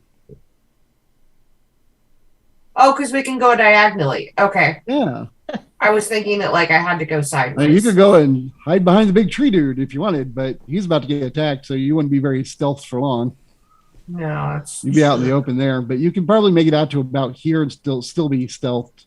And remember, you also have your bonus jump action too, for extra movement. But jumping through the open area will definitely cancel any type of stealth. I didn't know that, but I mean, once she's beyond the tree line, just a rabbit flying out of nowhere is hard to not notice, especially when it's a 6 foot tall rabbit. Or 5 foot. I don't know if she's short, but she's still medium size. okay. So I'm thinking right here. Then it's probably Yeah, you like, can do heading around him. All right. All right, so I guess that's where I'll in my turn then, because that's the most movement I can do. Sounds good to me.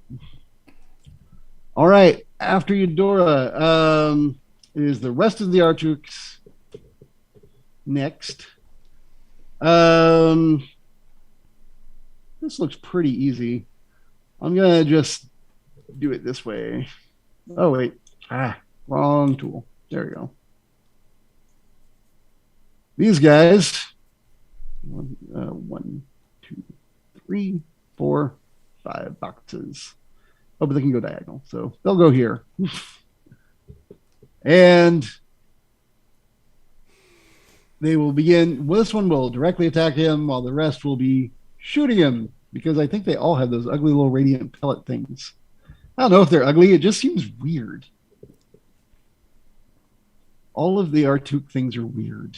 They're weird creatures.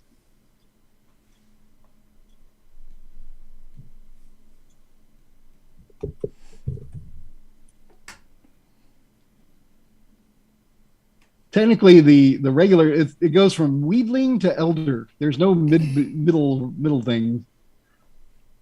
Yeah, they can only fire 1 radiant pellet, which does slightly less damage.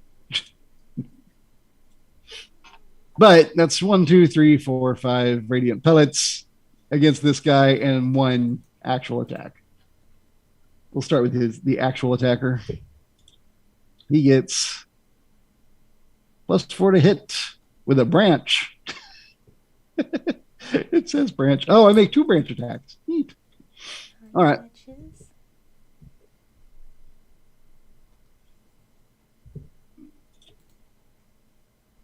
Wow, you're really going out on a limb there.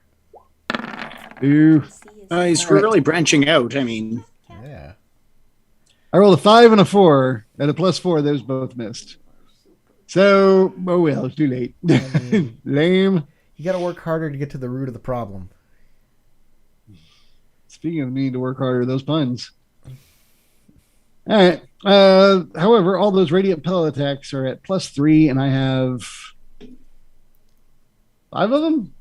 sadly, their bark is worse than their bite. You know, keep it up, and I won't bring you any Christmas bark. 1. Miss. 2. Wow, these guys suck. Hey, 1 hit.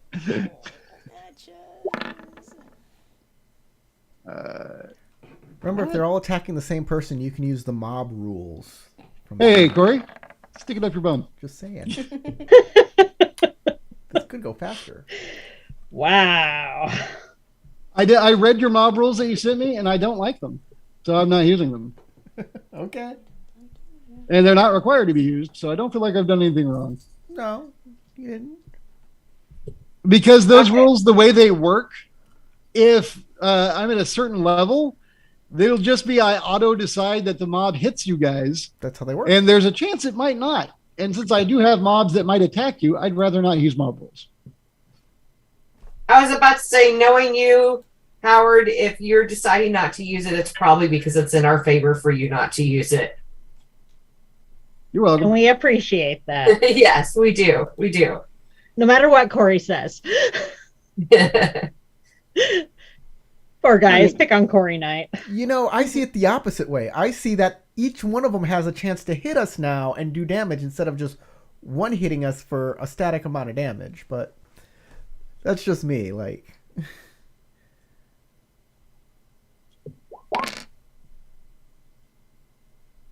I mean, I'd rather not potentially take damage every single round. 24. Boom! It died. That is what happens when a mob works together. Got one. All right. Oh wait, I want to grab Tinker in this mob. Yeah. He's going to teleport over there, and then I'm moving them because it's easier for me.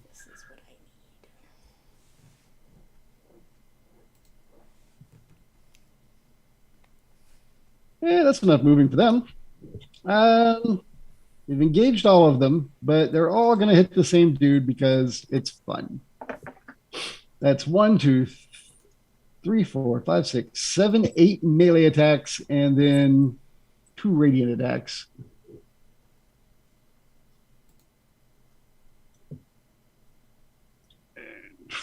plus, what was this? Plus to hit. I'm visualizing the Whomping Willow scene in the second Harry Potter movie. Pretty much. So, but if it were a gang of smaller trees just running up Yeah. and beating on things. Like the elder tree is the Whomping Willow. All of the other ones are just like man-sized bushes that are. So it's the same thing on a smaller scale. I mean, Hit. Hit. I ate all my banana chips. Hit. All right, let's do those first 3 hits and see if I even need, if the other guys can just focus on someone else. That's actually coming out pretty deadly there. The branches are 2d6 plus 2.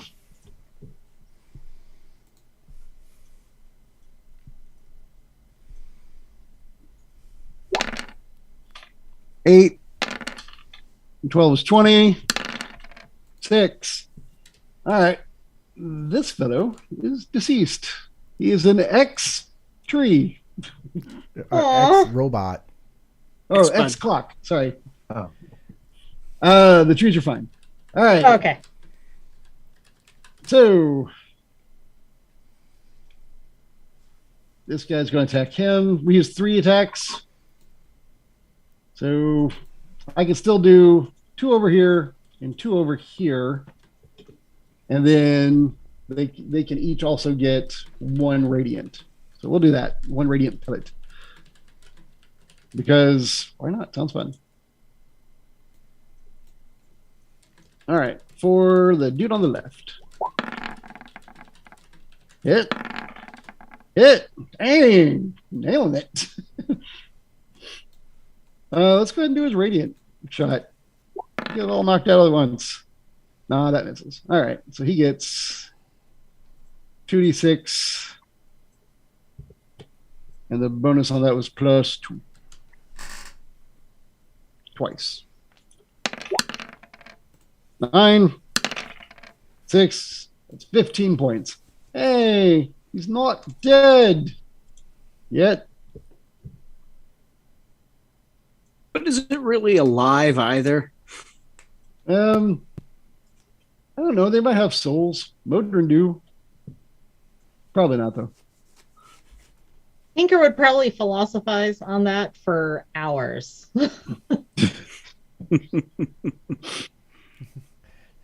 Tinker's like, I build these, and they have souls, so I'm a mother. Yeah. Or wait, am I God? Right? She's God. Okay, so we got a crit hit and a hit, and then we'll try the radiant pellet. All hits. There's no way he's going to survive that. I'm just going to say he's dead. All right, one of them survived with 15 points of damage knocked off him. The other 2 are gone. The Artuk mobs are slowly just wiping them away. You asked for a distraction, they are providing a distraction. They're sacrificing themselves for us. I feel bad. Well, they're All also right. sacrificing themselves, for their people. True. True. Let's see. This fellow will. Oh, wait. No, they can't do anything this round either. So, nope. They all do nothing. There's nothing to do because, surprise. I'm so surprised by things. I can do nothing. So, I believe it's a new round. Where's the. Yeah, that was everybody. Rubbish. Okay. It's all about you, man. This is no good. Okay. You could say it's rubbish. Oh. Oh, what? I can't make the puns? Well, I mean, you're mispronouncing his name, so I don't know if it counts. Picky. Now, if you'd said it was Rabush, All right. I move there. At least I'm now next to Dell for all that good it will do me until next turn. After Dell's action, I will take a dash. Wait, instead of taking a dash, grapple Dell now and then ride him like Yoda. Good plan. Yeehaw! Okay. I ready in action to dash after Dell. Hey, I don't know if everybody else can see that, but you left a trail of how you traveled on the screen. Yep. All right. Hey, Dell, you're not alone in this. He's like, cool, bye. Take care. I'm going there. All right, Tinker. Okay. Tinker is now going to use a spiffy spell that she has not used before called Chaos Bolt. Chaos. That is a fun one. Huh? That's a fun one. I like that one. So good. All right, so I make a ranged spell attack. Is that the same as basically a ranged attack? Yeah, it's based off your intelligence. Oh. So I basically roll an intelligence check? Yeah, I guess there should be a way to. Oh well, if it's not already set up on your character, yeah, you can just do an intelligence check plus adding, your proficiency plus your die roll. right. All right, so Is your intelligence what, a +4, +5? yes. One of those? +4. +4. All right, so you can make a D20 +6 roll. Okay. I'm assuming y'all are still at +2. I think that's correct. Okay, All right, so so 50 that's a 21 to hit, and that hits. Okay. I have nothing on the battlefield that can ignore a 21 hit. Good, because if so, we'd be really hooped. Okay, so 2d8 plus 1 damage, and I select 1. I'm going to say the lower one of the two is gonna be the thingy. So 2 means it is cold damage. So it is 5 plus a d6, 6, so 11 points of cold. Okay. And he has nothing protecting him from cold damage. So Dodge my catapult, damn it! Dodge this! So you said 11 points, right? Yeah. Make sure I wrote it down right. Cool. Okay. That everything? Mhm. Okay. All right. If you don't have any bonus action or movement you want to do, then we will move on. She likes hiding behind the trees. They are bigger than her. Cool. At this point, my clockwork horrors are well aware of what's going on and no longer feeling all that surprised. So they're going to fight back. Oh, my dude had my boy over here that you attacked. Dude is not a surprise either. It's a new round, and he saw the attack. Can fire back, but I think you're out of range. Oh no! What is my range? Dang it! I'm about 90 feet.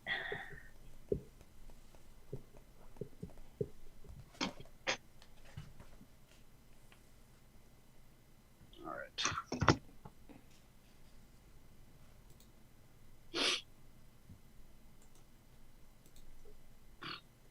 You're also itty bitty and hiding in the trees, so I don't know what level of concealment you've got.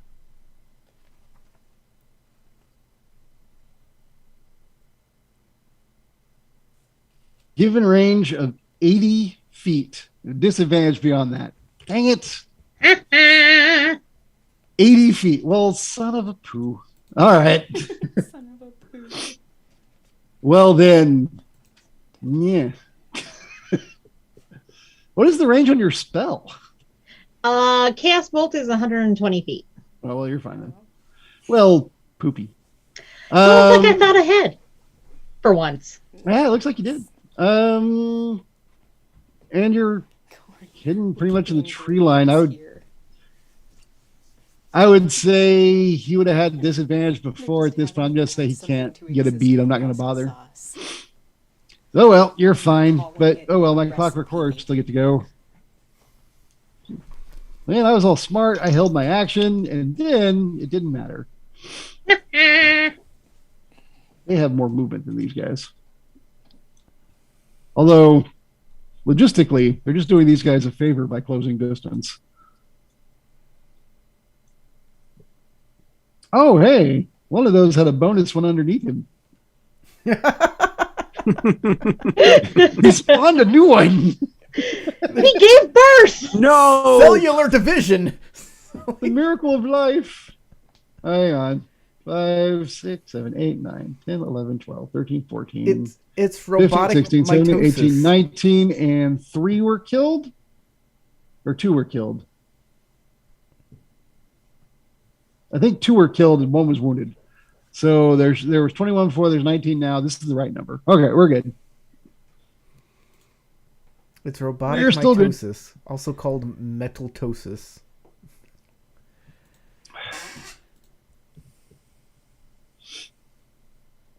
But you know what I am going to do to speed it up a little? These robots all act exactly the same. So I'm going to let each one of their shots count as their 2 shots. So they're either going to both miss or both make it. Because I don't want to take all day on this.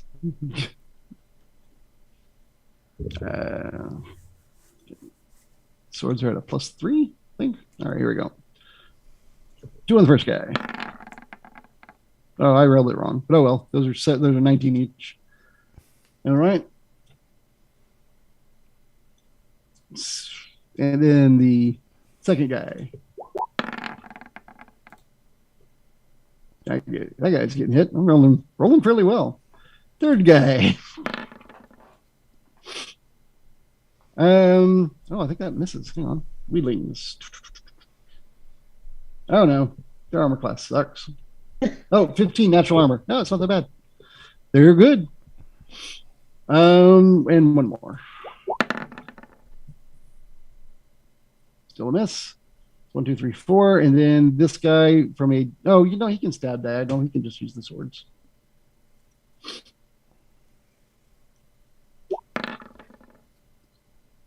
It missed. All right. So these 2 guys were both stabbed, though.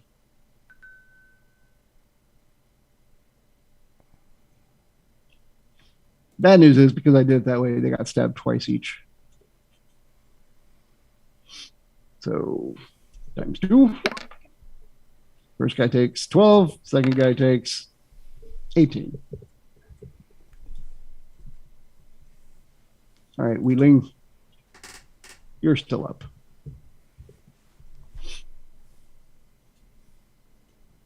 Wheedling is a horrible name. It sounds like a child who does drugs. Look at the little Wheedlings smoking it up.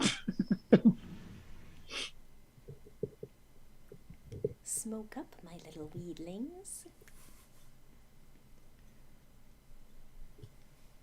Minus 18 on the second one. All right. Okay. Yeah, that's all them. Now these guys.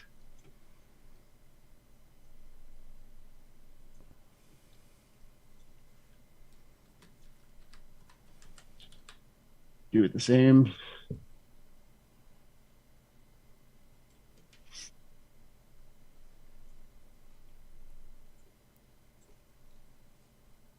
First guy. Miss. Hit.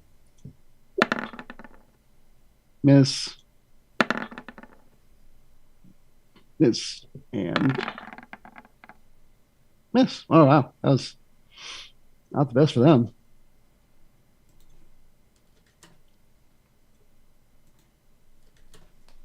D8 plus 2. D8, 1d8 plus 2. Roll. Oh, max damage. 20 points. Poor Wheedlin. All right.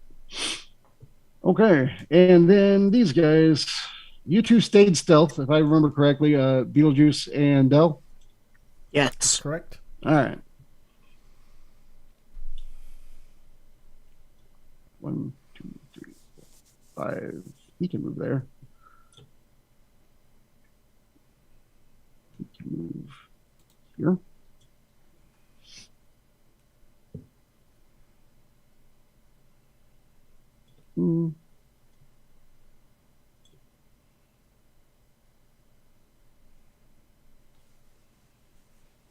Almost, but not quite. All right. All right. Those that are in range.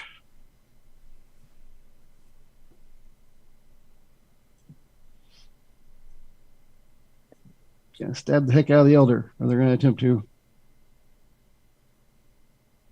Now, what is? I think the elder has a better armor class. He does slightly. That's 2, 3 of these. Missed. Hit. All right, cool. P8. Doubled. 20 points. That's not nice. All right, and then the other two are at distance. I don't think they had a distance attack. Yeah, they don't. Okay. So they are just going to angrily shake their chainsaw mandibles at him. Because that's how chainsaws sound. All right. And that is all my clockies that are going to go at this moment. So now the clockies are done. Gotta do it, Wrath. I do not like Githyanki names. They're awful. Let me call him Gad. It's much shorter. Gad is going to. He knows he's being attacked. Where's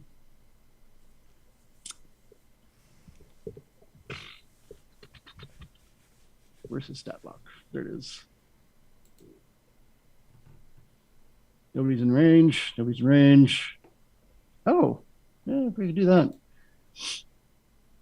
All right.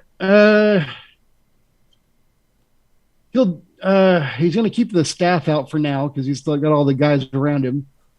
So he'll just prep his shield and take the dodge action. It's a good action. I like that action. Yes. I mean, I hate him that he's taking that action, but it's freaking awesome action. People should take that action more. Well, yeah, he's not going to leave his, surroundings at the moment. And right trying now, to figure out what's going on. He doesn't see he doesn't know he's being attacked by us again. It's just he knows he's being attacked. He's not sure exactly what's going on. Yeah.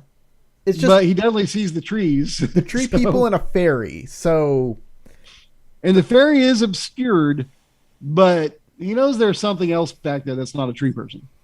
But yeah, like, it's just tree shit is attacking with a fairy. That makes sense. Yeah, makes sense to me. All right, so after Gad, let's see who's next. It's my Elder Tree, then Kihos, then Del. So Elder Tree. Time to stomp these little guys. Hopefully. What do you do? Do something cool. Melee weapon attack. You can multi-attack, 2 branch attacks at a +6 each. And they do 2d6 +4 each. He'll do that. Starting there. D20 +6.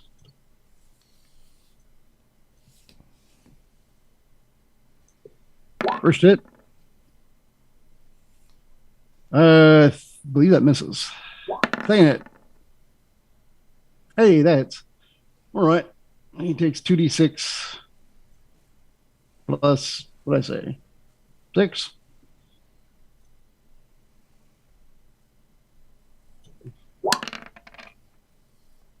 Nine. Oh, that was 1d6. My bad. 1 extra d6. 11. There we go. That was pretty lame, actually, for the elder. I was kind of hoping for something a little cooler looking. Let me double check, see if there's anything else he can do in his turn. Doesn't look like it. He has no bonus action stuff. Oh, yeah, that didn't work at all. Okay. Oh, you. Is that a bonus action? No, it's an action. Oh, well, too late. He did have another thing, but I forgot to use it. My bad. Do it next time. All right. That's all he can do. After him, I believe I said it was Kiostendel. All right. Oh no, I always do that. I click away from my character sheet at the worst possible time. There it is. I thought you were using You know, your you, tablet. you can pop it into its own window, eh? Well, that's what I do, and then I click away from it so it gets behind something else. I thought you were using your tablet like I do for your I character. forgot about that. No, I got home right before we started. I forgot to set up my tablet. That's the key. But anyway, so with 10 feet, with a 10-foot running start, I currently have a long jump of 84 feet. So Quijos is going to just step through and take a very long jump. And get right into their face. And I understand that this is not a very high jump, and I might be passing through. I might get opportunity attacks for this jump through all of the machines to get to the guy. But that's what I'm doing. But make it athletics, and I'm going to put a difficulty on it. If you don't make the athletics, they're going to get their opportunity attacks. Essentially, you're just kind of jumping over them. And I have advantage on those right now. Oh, nice. Well, with a 21, you are able to pull your legs up enough that even though it's a long jump is mostly forward, there is some height involved. And to be honest, the clockwork horrors aren't particularly tall, not this version of them. So I'll let you skirt over them. Cool. And I suppose it'd say something like "Die, Glathic," and with his wooden cudgel. Interesting note: I have used up all of my movement, so I cannot take the dodge action. So I hit with the thing. Okay. Dodge action is an action. It'd be in lieu of attacking, not moving. Yeah, no, but there's a note that if you have you can't take the dodge action if you have no movement. Oh, interesting. Yeah. However, think I might be misinterpreting that, but a 10 I don't think is going to hit anyway. No, sorry. And sorry, it's a 7 because he took the dodge action. Yeah. So yeah, no, sorry. Yeah, it must have speed 0 to use. If you move at all, you can't dodge. Did you have advantage? Because it would just cancel, but it doesn't matter. So because the first number up was a 7 anyway. Yeah, I didn't mean to roll at advantage, but he took the dodge action, so my roll was at disadvantage. Right. All right. So then all right. You do miss. However, there's two things you need to know. Now that you were standing like right next to him. First, this fellow here, I'm going to ping, had a held action. When somebody attacked his master, he was allowed to attack back, and you were the first person he's been able to see that attacked his master. So he has disadvantage, I believe, to shoot you though, because he because he's shooting with a hand crossbow at point blank. Oh no, Quijos had advantage on the attack because he attacked from hiding. Right, but he is at disadvantage because the die had the dodge action, which made it balance out. So he had to take the first number, which was a 7. Right, exactly. Okay, you're up. We said all that. We're good. All right, so I'm attacking you with the crossbow, but I am at disadvantage because reasons. There's 20, and his bonus to hit with it is a 4.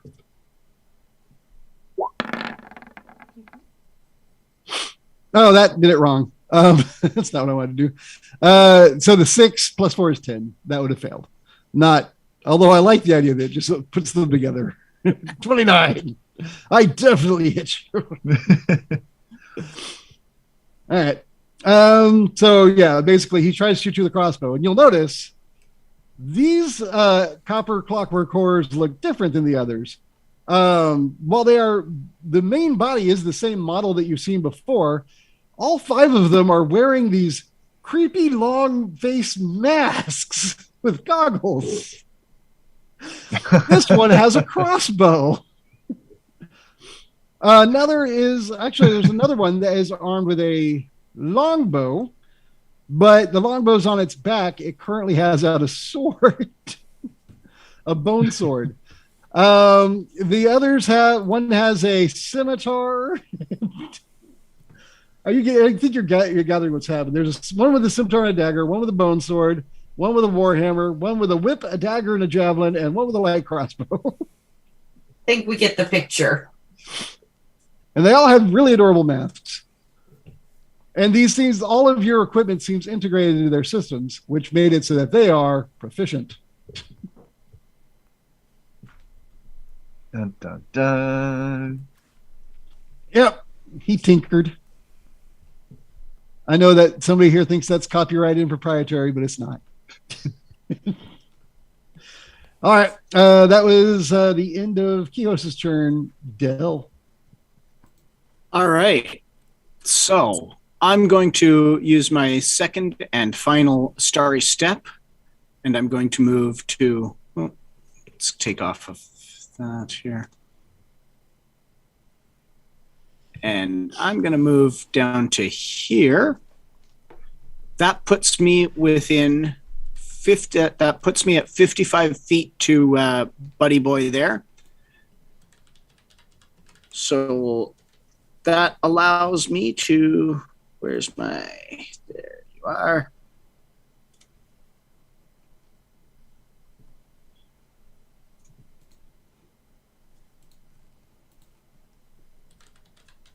Cast my hold person. So he makes a wisdom save, DC 12. All right. Why did you starry step there? You could have just moved 30 to there. Not as impressive.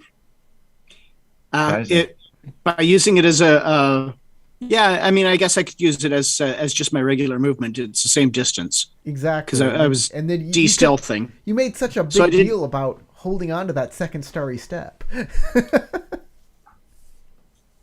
I did. I think it's because when I was originally planning it, I was going to use that and then movement to get closer, but I realized that put me within 55 feet. So you might want to. I failed my save. You might want to keep that second one in case you need to disengage. Yeah, that's what I'm doing. So that was just my move action, not my starry step. All right, but further convincing and cheating from Corey will not help. But that also leaves me with my bonus action. All right, so I am held. You are held?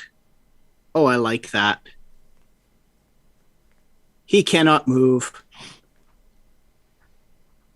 In that case, well. Now he can't dodge, and we can disarm him.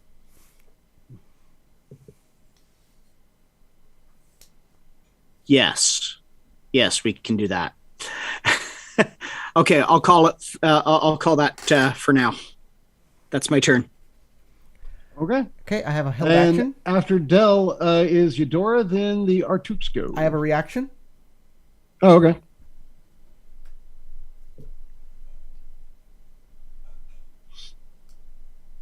Okay, I'm done with my reaction. All right, Sarah. Okay, I'm still closing distance, still trying to be stealthy because I don't want him to see me coming.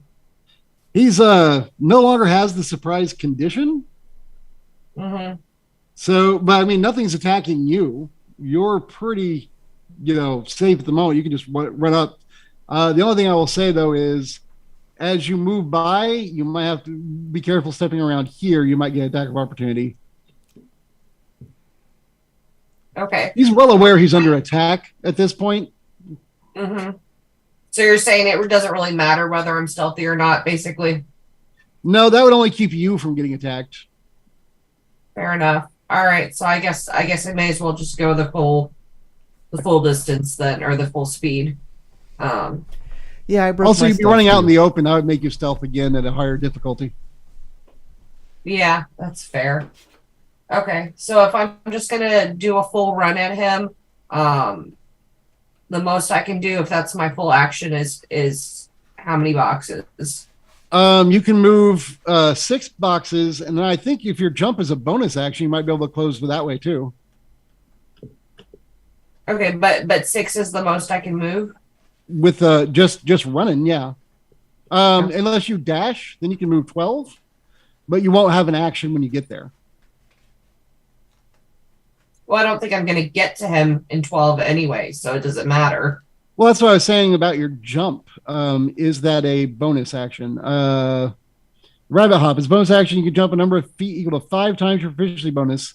So you can jump an additional 20 feet. So you can go 20 plus 6, or 4 boxes plus 6 boxes. Is that right? Yeah. So that's 10 boxes to get to him. If that helps, or 50 feet, however you'd like to do it. So you're here, and then you can get to here just by running, or by dashing. But you can get back to. God dang it! This thing is useless. All right. Just tap it and don't hold it. Okay. Oh, okay. So you can go 50 feet. You can get this far, which is pretty close. If you use your jump and your regular movement. And then after that, if you've got a distance weapon, you can just shoot him, or you can close the rest of the way and get him next round. Your choice.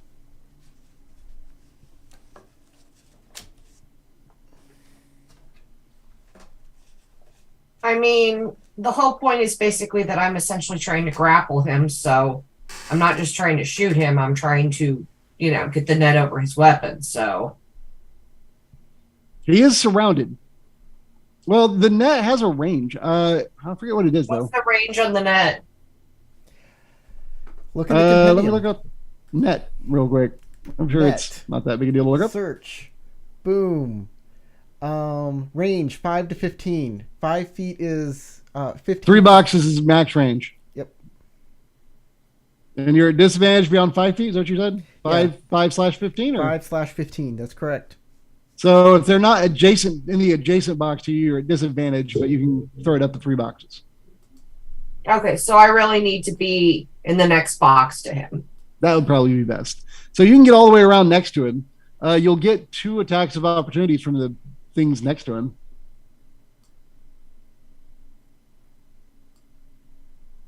So does that mean that I need to take out the things that are protecting him to get to him? Not necessarily, but it might make it easier. That's up to you if you want to do that first. I mean, y'all didn't discuss the what if he has something guarding him possibility in your scenario. We did not, no. And when you saw it on the map, nobody went, hey, let's reconnoiter and do it again. Well, I'm asking more in terms of like logistics. Like, is it possible to do this? If Is they it can going to still put me at a disadvantage, that kind of thing? They will not impede your ability to throw a net over him, technically. Mm-hmm. But they will be attacking you the entire time, and that seems unfun. Yeah, that's inconvenient. I don't even know the definition of reconnoiter, so we couldn't have done it anyways. You're a ranger. That's practically your whole shtick. Yeah, I know.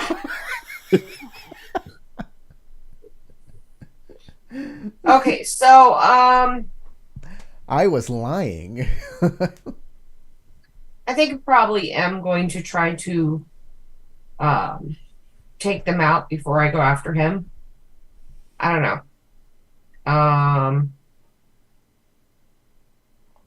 I'm gonna go ahead and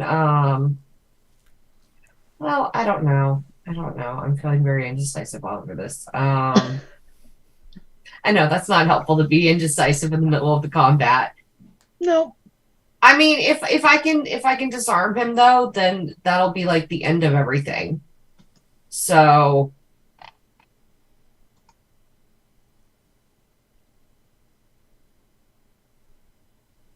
is it? Am I going to be at a disadvantage? I'm just going to be attacked, right? I'm not going to be at a disadvantage to succeed, right? Um, if you get up next, if you get up to him, then next round when you throw the net on him, you would not be disadvantaged. If you get up there near him and throw the net over the guys, like over their heads to net him, you'll be at disadvantage just because he's not in the adjacent square. You can get up to 3 squares away, which is your max range, but you're at disadvantage beyond the first square. All right, I guess I'm gonna go ahead and close the distance and then I'll attack him next round. Okay. You can get as long as you also throw in your bunny hop there, you can get anywhere around that area that you want to be. Just pick it. Okay, so next turn when it's next round when it's my turn again, how much distance can I close and still attack in the same round? Like, what's the max I can move and attack? 50 You can feet. move up to 30 feet, which is 6 boxes. But if you With throw the three- bunny with hop in there, As long as I'm within 6 boxes, I can still attack him next round. actually more than that, because you can add another 4 boxes if you throw a bunny hop on that thing. So 10 boxes. 10. You're just more than 10 boxes right now. Yeah. Okay, so I'm going to close half the distance now so that I'm not immediately within attacking range. So Uh, pick a place. Pick a place and move yourself there. Yeah, that's what I'm doing. All right. But if you just so you know, if you walk by a clockwork, they get a reaction.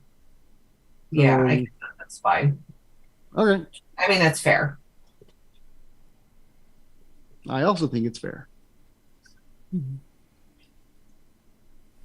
Okay. Yeah, I'm gonna stop there because you said I can. That's enough distance that I can close it and still attack next round, right? Oh, well, whatever. I miss you. Oh, Sarah, I miss you. I know you do. I'll try again. I like a persistent man. All right. After you, Dora, I think is me again. Yep. Plant folks. All right. So to speed this up a lot, we're gonna repeat last round, which means my plant folks are gonna kill 2.5 spiders. Let me find a wounded spider and declare him dead. Where are you? One of you guys was wounded. There you are. Delete. As well as the other 2. So let's see. We'll say you died and you died. All right. That went quick. There's your mob rules to speed stuff up. Feel better? See how much faster that goes? Dude, that wasn't even close to what the mob rules said to do. Just like randomly deleted things. But it's closer to the actual rules than you were doing before. Whatever. I'm not going to do that to you guys, though. All right. So let's see. Then now these 5 next to him go. They are my modded clockworks. Yep. They have really just one target. Yeah, I know. Kios put himself there to die again. I don't know what he's thinking. Well, I've got the What wooden is this shield. thinking of which you're speaking? He's got a shield. He's got a wooden shield, guys. He's okay. He dishonored me. What do you want? All right. Did you take the dodge action? Nope. All right. Yeah, you did not because you moved your full thing. So I am not disadvantaged. But hey, you do have a shield adding to your AC. So that's cool. Let's see. These ones will move in. This one is going to he's going to let you have if you take it, the reaction to hit him for stepping away so that he's not disadvantaged to shoot you. No, he's singularly focused on the guy in front of him. And this one will step in. So there you go. You got 5 attacks on you with different weapons. Yay, fun. All your friends' weapons and your own are going to kill you. Not even to take the attack of opportunity. Woo. He said he was singularly focused. I put it there. All right. So one's going to use a scimitar and a dagger.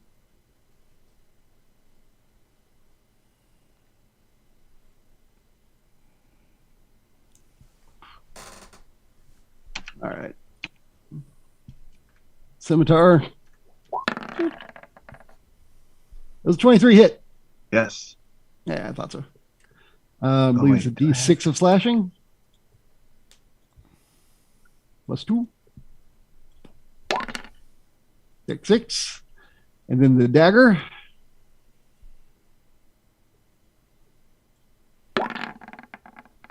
I assume that misses. He's so impressed when he hits you. The other one kind of flails out there and does nothing. But he tried really hard with the first hit. All right.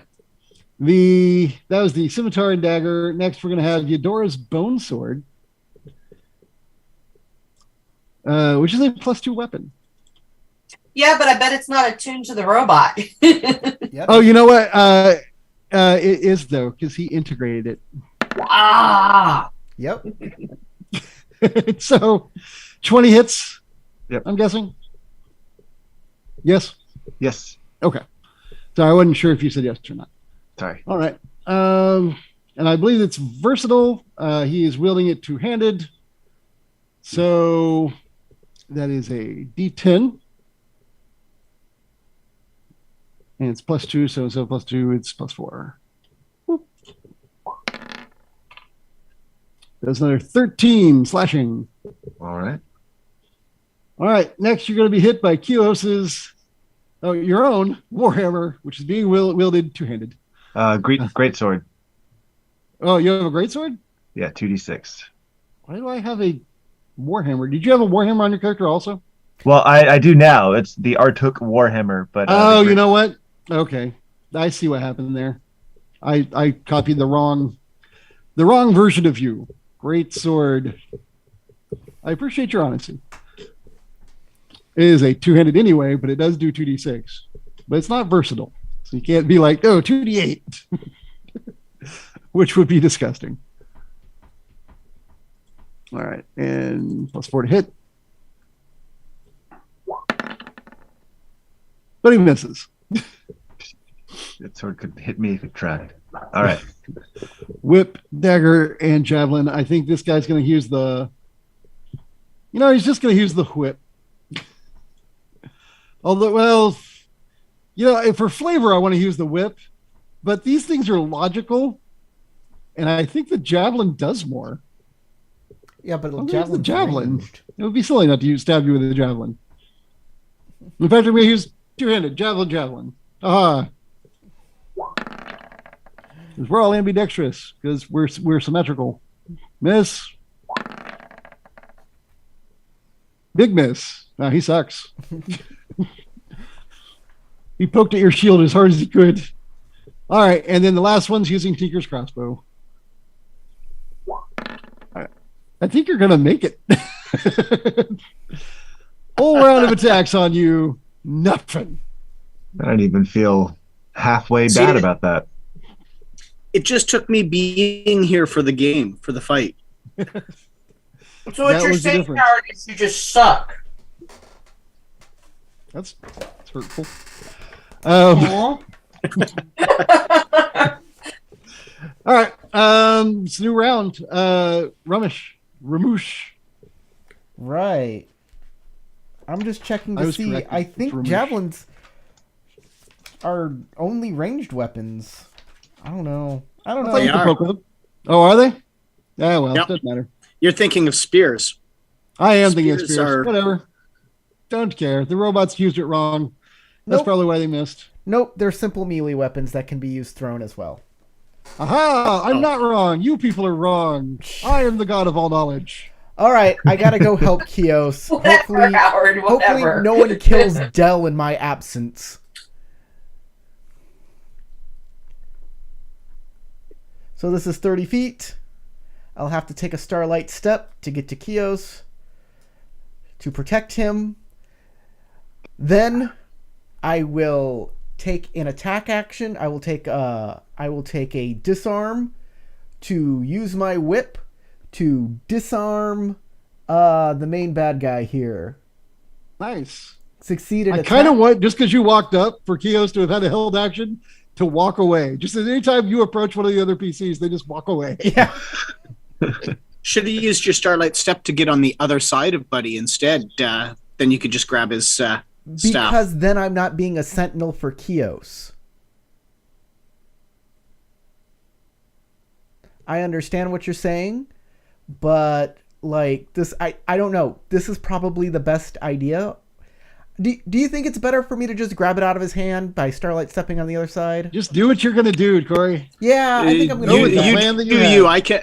Yeah, I'm going to do that. I can Starlight and grab it if need. I'm going to Starlight step to the other side of him. Yeah, I'll do that. I'll Starlight step to the other side of him and just take the thing out of his hand. He's paralyzed. He can't do anything.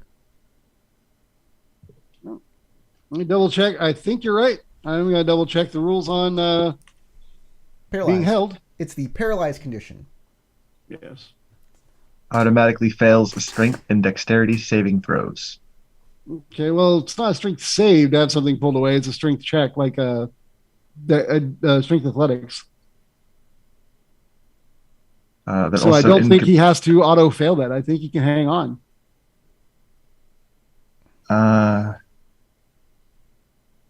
And incapacitated, so it can't take actions or reactions. Can't take reactions? It's not a reaction, though, if you try to grab something from somebody. It's a free action that they can hang on to it. Just like grapple, you get a free action to resist the grapple. It's not a reaction.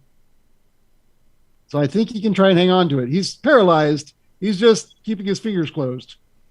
Okay. I think he gets to try. Then I still get the attack action on him to disarm him.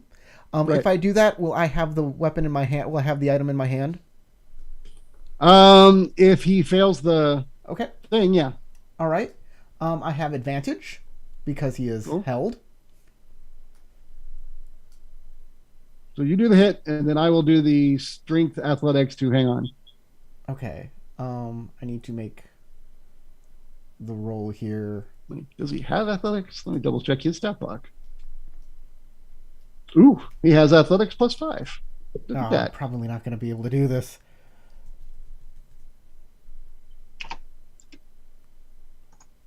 Would his athletics be at disadvantage because of the paralyzed condition? Doesn't say it. It does say strength checks, right? Or well, hang on. Let me see the paralyzed condition again. Any beyond, blah, blah, blah. Search paralyzed.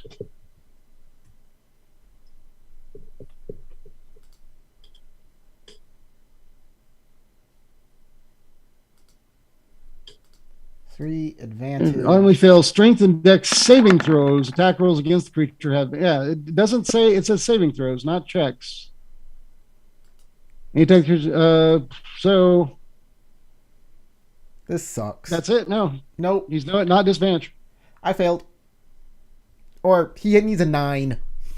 So hopefully, right, well, he has a +5, so that's a good chance, but it's not automatic. Yes. So hopefully he rolls like a 3. He did not. Yeah. He's got an iron grip, and he's like, his eyes rolling his head. He's looking at you. You see the sweat beating down, but not crap he can do other than just stand there very still. But I do get a second attack on an adjacent foe. So I will attack this guy right here.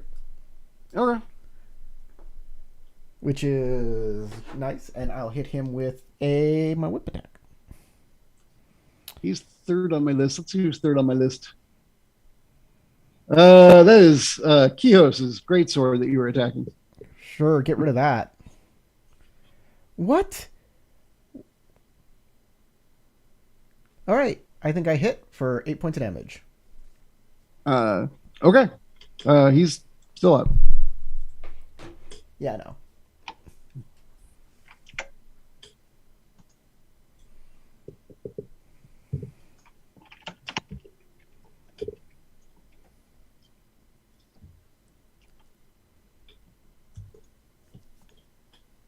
All right. Is that everything for you?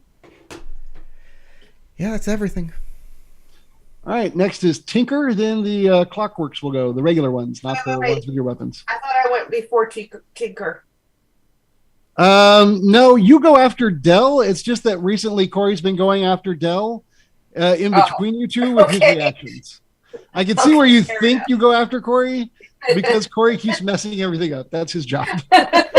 I use rules and stuff. Okay. No, yeah, because we're picking on him tonight. Strategy, tactics, all of that kind of stuff to my advantage. Messes Fair everything enough. up. Okay. Yeah, it's Tinker than the regular Clockworks.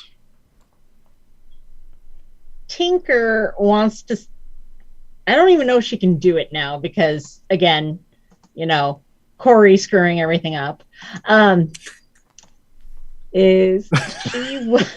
Corey's like, I don't know what you're talking about. I didn't do anything. Always Corey. Yeah, it's always Corey's fault. I have to look up details on a spell here, or I can just say screw it and take him down with the splash by effects. Okay.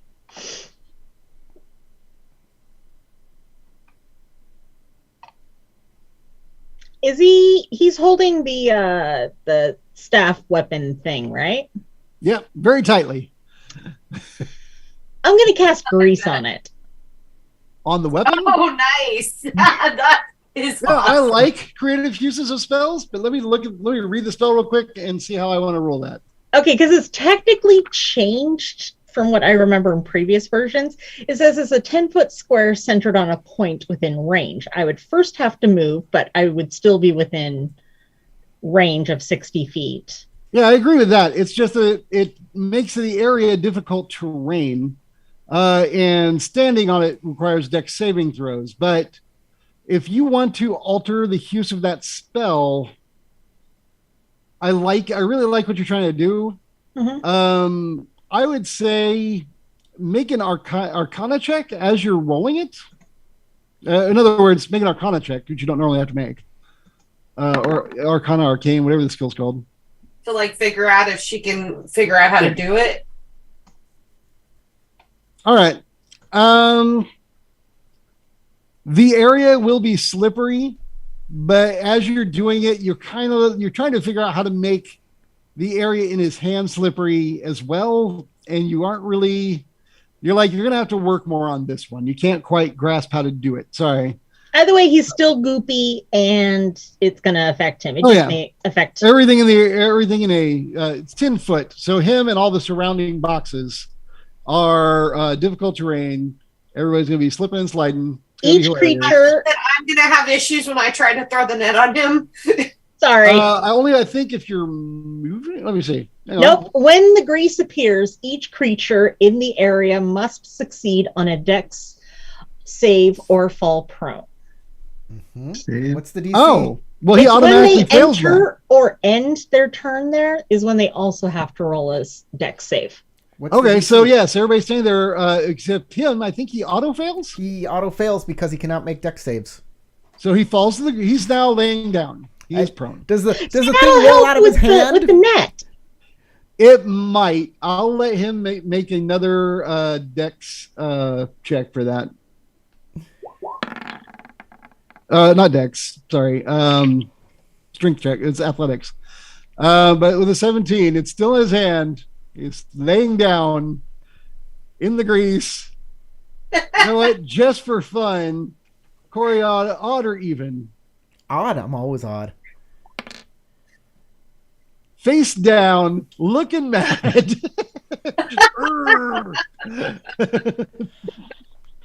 All right. What's the DC? So yeah, Tinker? and then I will go ahead and make saves for the other 4, and then I also need saves from Keyhouse and Who is this here? That's Beetlejuice. Corey. Now person that he didn't kill us when he had the chance. Tinker, we need your DC. Oh, great, DC. It is 8 plus her intelligence is 4. It's a total of 14. 8, 2, and 4. Oh, I fall down. I stand up. I got a 19. All right, the clock I'm works. still standing. Plus 2. Yeah.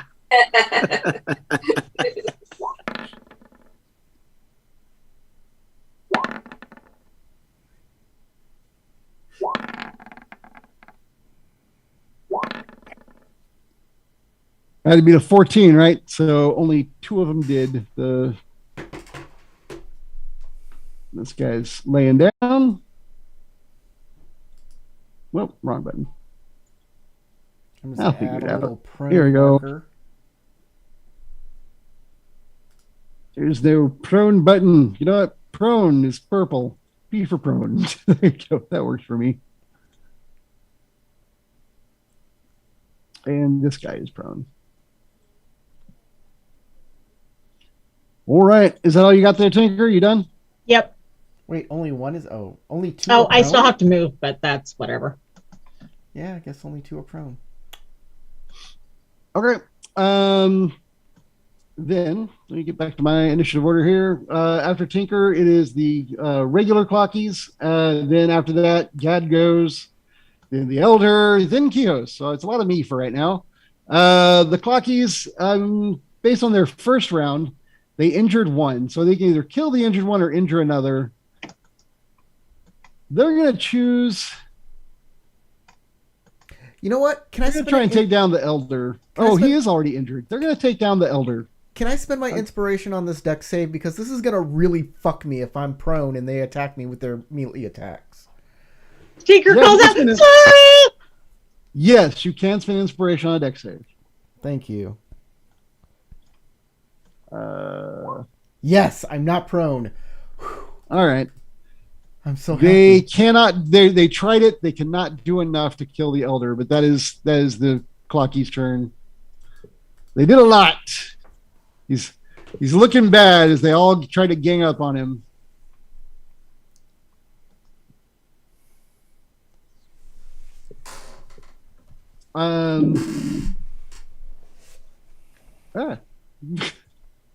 One tried to marry him. There we go. And that's it for the Clockworks. Gad. Oh, he gets a turn. He can try and not be screwed up anymore. Yay. Sorry. It Next was to time, try a angle wisdom your save. spell. Yeah, wisdom is his thing. That's good. Ooh. Lower than 12. Lower than 12. Yay! Yay! Dang it. All right. Man, he had speeches. He had all kinds of cool villain stuff to say and do, and nothing, nada. All right. I'm liking it. All right. The Elder. Oh, he's going to do his thing. He had a big, gross thing he could do. Let's do that because he's not doing well. Here it is. The Artuk tries to use its gooey tongue to snare one large or smaller creature it can see within 30 feet of itself. Makes a DC 12 dex saving throw on a failed save. Target is grappled by the tongue, pulled up 25 feet towards the Artuk, and that's it. It's just grappled. Then neat. And that is a bonus action. Oh my god, it was right there in the words bonus action. I could have been doing that the whole time. Dang it. And then, that won't work. Oh, once he's grappled it, he's going to beat the crap out of it with his branch attacks. That sounds fun. I like it. Let's do that. DC 12 for the Arctic to be gross. All right. What initiative are we on, just so I know? The Artuk Elders. He is on 18 right before Kihos because he has a better dex. And Oh, after that's geez. Delve and Okay. Eudora. Okay, fair enough, fair enough. I'm just trying to Right. figure out how many more people there are before me to go still. Oh, he did not grapple it, but he's still going to beat the crap out of it with his big old trunk arms, which was a +6 to hit. And I get 2 hits.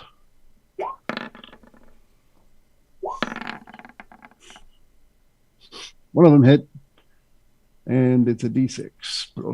Or is it 26 or 2D6? Our two elders branch 2D6 plus 4. Oh, I was way off. D6 plus 4. There we go. All right. That was lame. All right, so he beat the crap out of one of them. Doesn't really matter which. Are any of these guys wounded? No. This one is now. -10. All right, and now we will go on to Kios. It's you, then Del, then Eudora. All right. I will drop my hammer and I will attempt to disarm the staff. Right, you can get up for half your movement if you fell. I did not. I got a 19. Oh, okay. Singularly focused, but I will drop my hammer and I will attempt to disarm. I make strength checks at advantage. All right, you can make an advantage, and I will make one to try and beat you, but I don't have advantage. That would be the 12. Does he have disadvantage being face down in the grease? He's all I appreciate that, but technically no, not just to hang on to it. You got a +5. Here we go. It's mine. Mine. Dirty 20. He's paralyzed, can't move, face the dirt, just hanging on to that staff, knowing it's probably the only thing that's going to keep him from dying anytime soon. He's right about that. I don't have any bonus actions, so that's all I got. All right, I think it's Del and Eudora. Nope. Kios still has something else to do. Oh, you're still there. You're going to make a saving throw. What do I? See if you fall down again. Grease.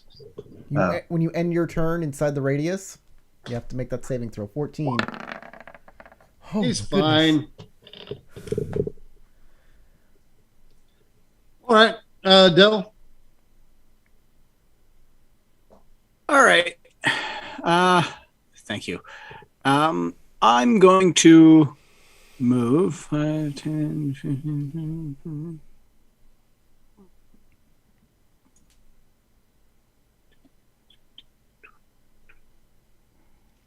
move to there, and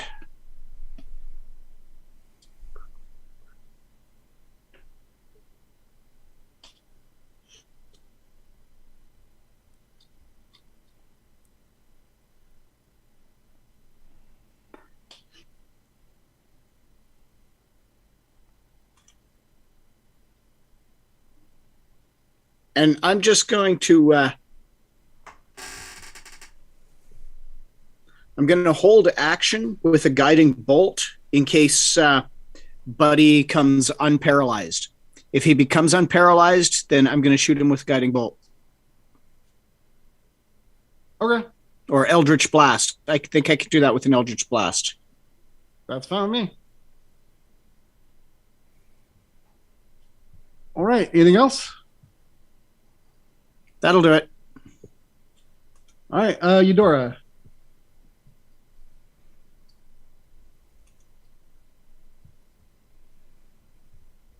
All right. Yeah.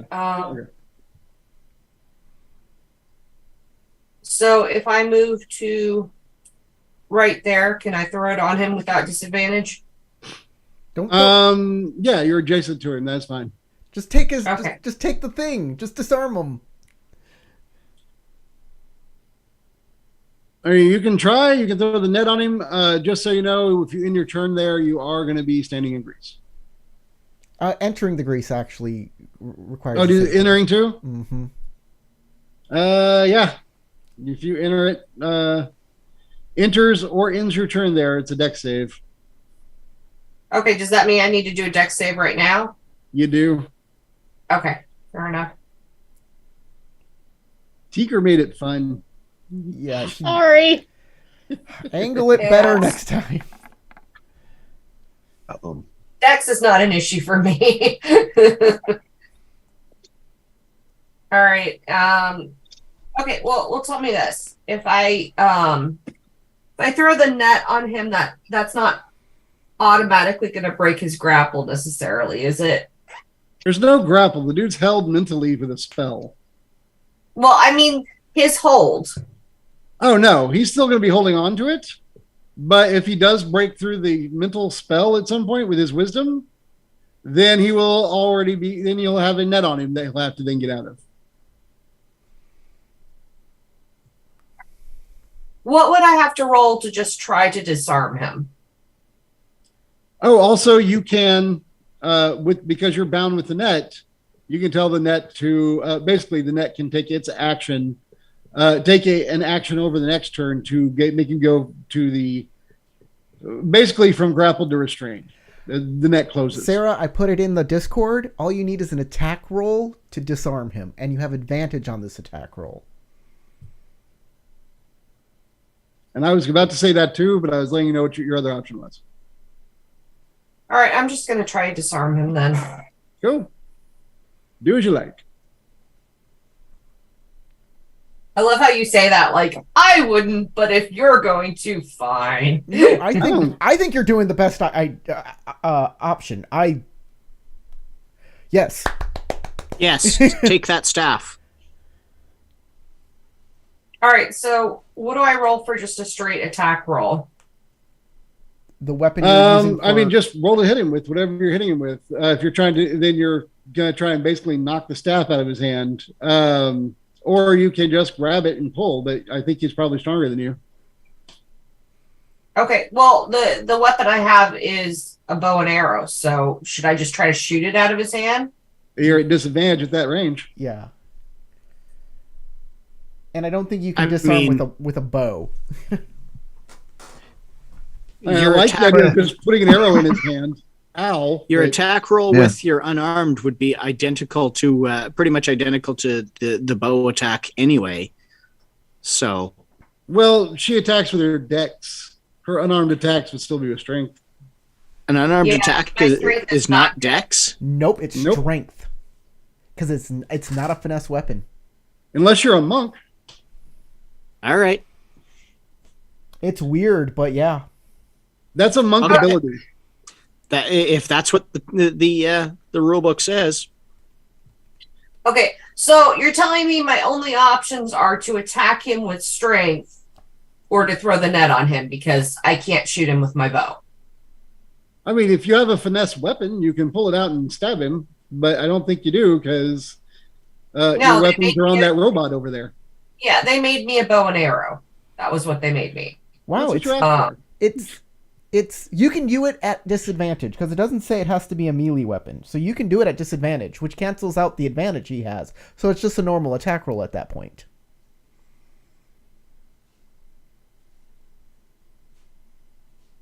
All right. She has disadvantage. What would give her advantage? The fact that he's paralyzed. Being prone and held? Prone versus I guess it's still a ranged attack, even though she's doing it melee. That doesn't cancel the prone thing. Paralyzed makes attack rolls give advantage. Any attack roll against a paralyzed person. Ranged. Not ranged? Oh, yeah, not ranged. So you just have disadvantage. Well. Okay, well, if that's the case, I'm going to throw the damn net on him then. Go with the original plan. Because if I roll with disadvantage, if I try to attack him with strength, I'm already at disadvantage. And then, so no. I don't want to do either of the attacks that are disadvantage. I'm going to throw the net on him, and, I mean... Nope. All attack rolls against the creature have advantage, not just ranged. Any attack that is ranged doesn't automatically crit. But melee attacks at range 5. All right, Roseslayer, shush. Okay, so does my advantage and his disadvantage, or does my disadvantage and his disadvantage cancel each other out then, or yes? It sounds like it might. I'm fine with it. I don't really care anymore. Just shoot him. Just shoot him. All right. My goodness. Ard's like, let's just get this over with. You people are annoying me.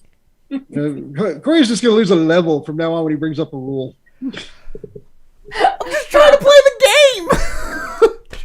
That's the rules lawyering penalty.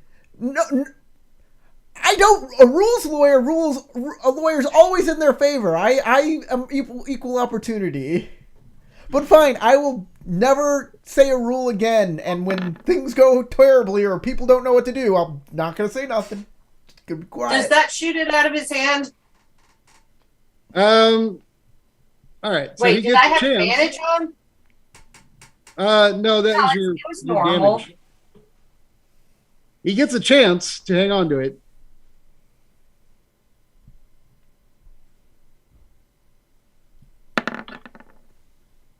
But that will not. With that roll, you could have just kicked it out of his hand.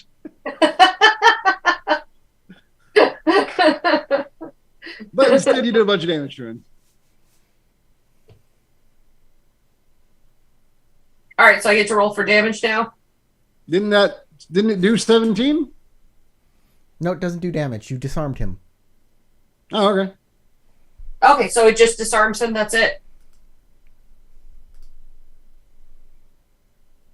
I'm not supposed to say rules. I'm sorry. No, I'm asking because I don't know. Corey, shut Should I up. be rolling damage or no? I've been barred. Doesn't matter if you asked. Answering the question is not rules lawyering. Just stop being a pain. Jeez.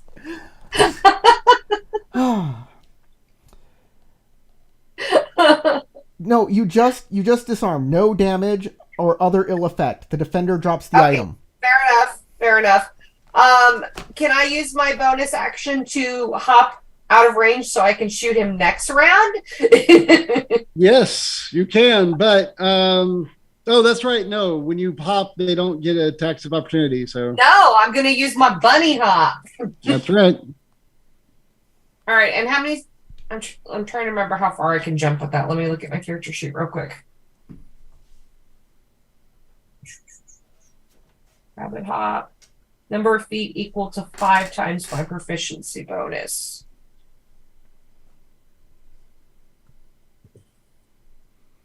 Okay, what proficiency bonus is it talking about? Everybody has a +2 right now. It's based off your level. Okay, as long so as you are proficient in what you're doing. Okay, Right. 10 feet. There we go. All right, I'm done now. All right. The Artukes on this turn will. All right, I will give it to who's back there still. Oh, Tinker, the one who actually speaks their language. In a language that is basically Sylvan, the weird broken Sylvan, the Artuk weird language they've been speaking. They have called a retreat after they see their elder about to fall, and they're going to all take disengage actions and then move their full moves into the trees. Okay, I translate that for those who don't speak it.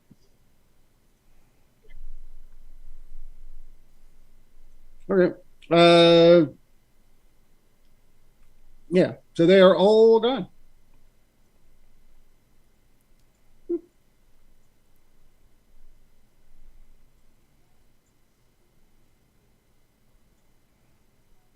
Except the elder, because it's not his turn.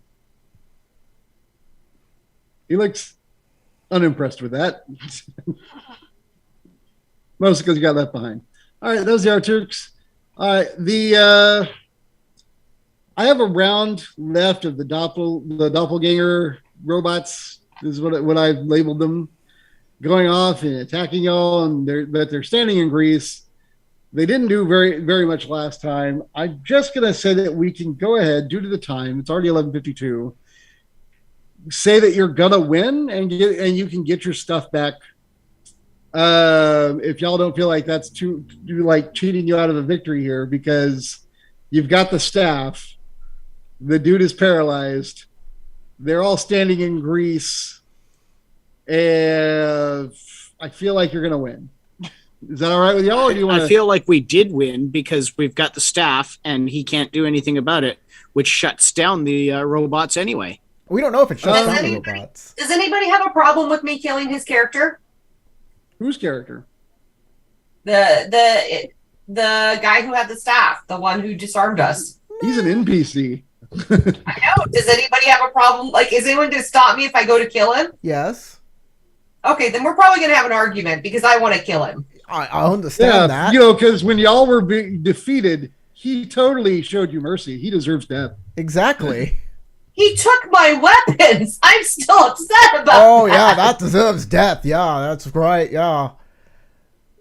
You're holding his.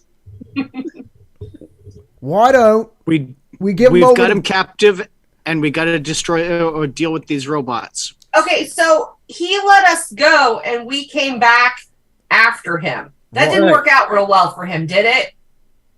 Do you really want to make the same mistake? No, or what I want to do is turn him over to the tree people for tree justice. Tree justice. But we're not giving them the staff. I want the staff destroyed. I want the staff destroyed after the robots are destroyed Exactly, or dealt because with. if we destroy the staff, the robots might go on autoplay and just do whatever. So get Well, rid we of need to destroy all of it, is what I'm saying. that's Tanka's job.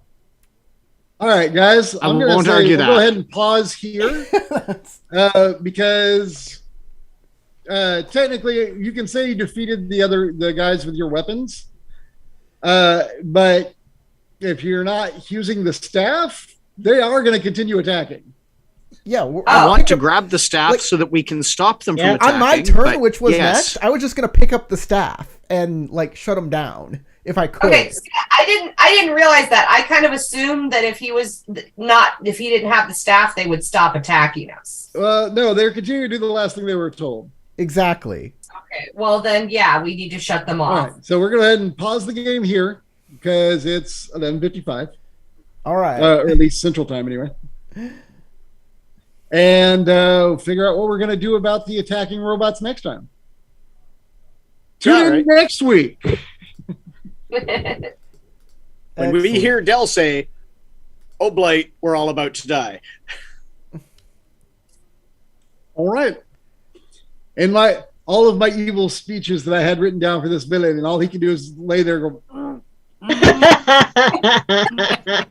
Yeah, that was a pretty awesome spell right there. That was great. yep, whole person is annoying. Super, super annoying. All right. I'm gonna shut down the stream. Thanks for everybody who watches, live or as a recording.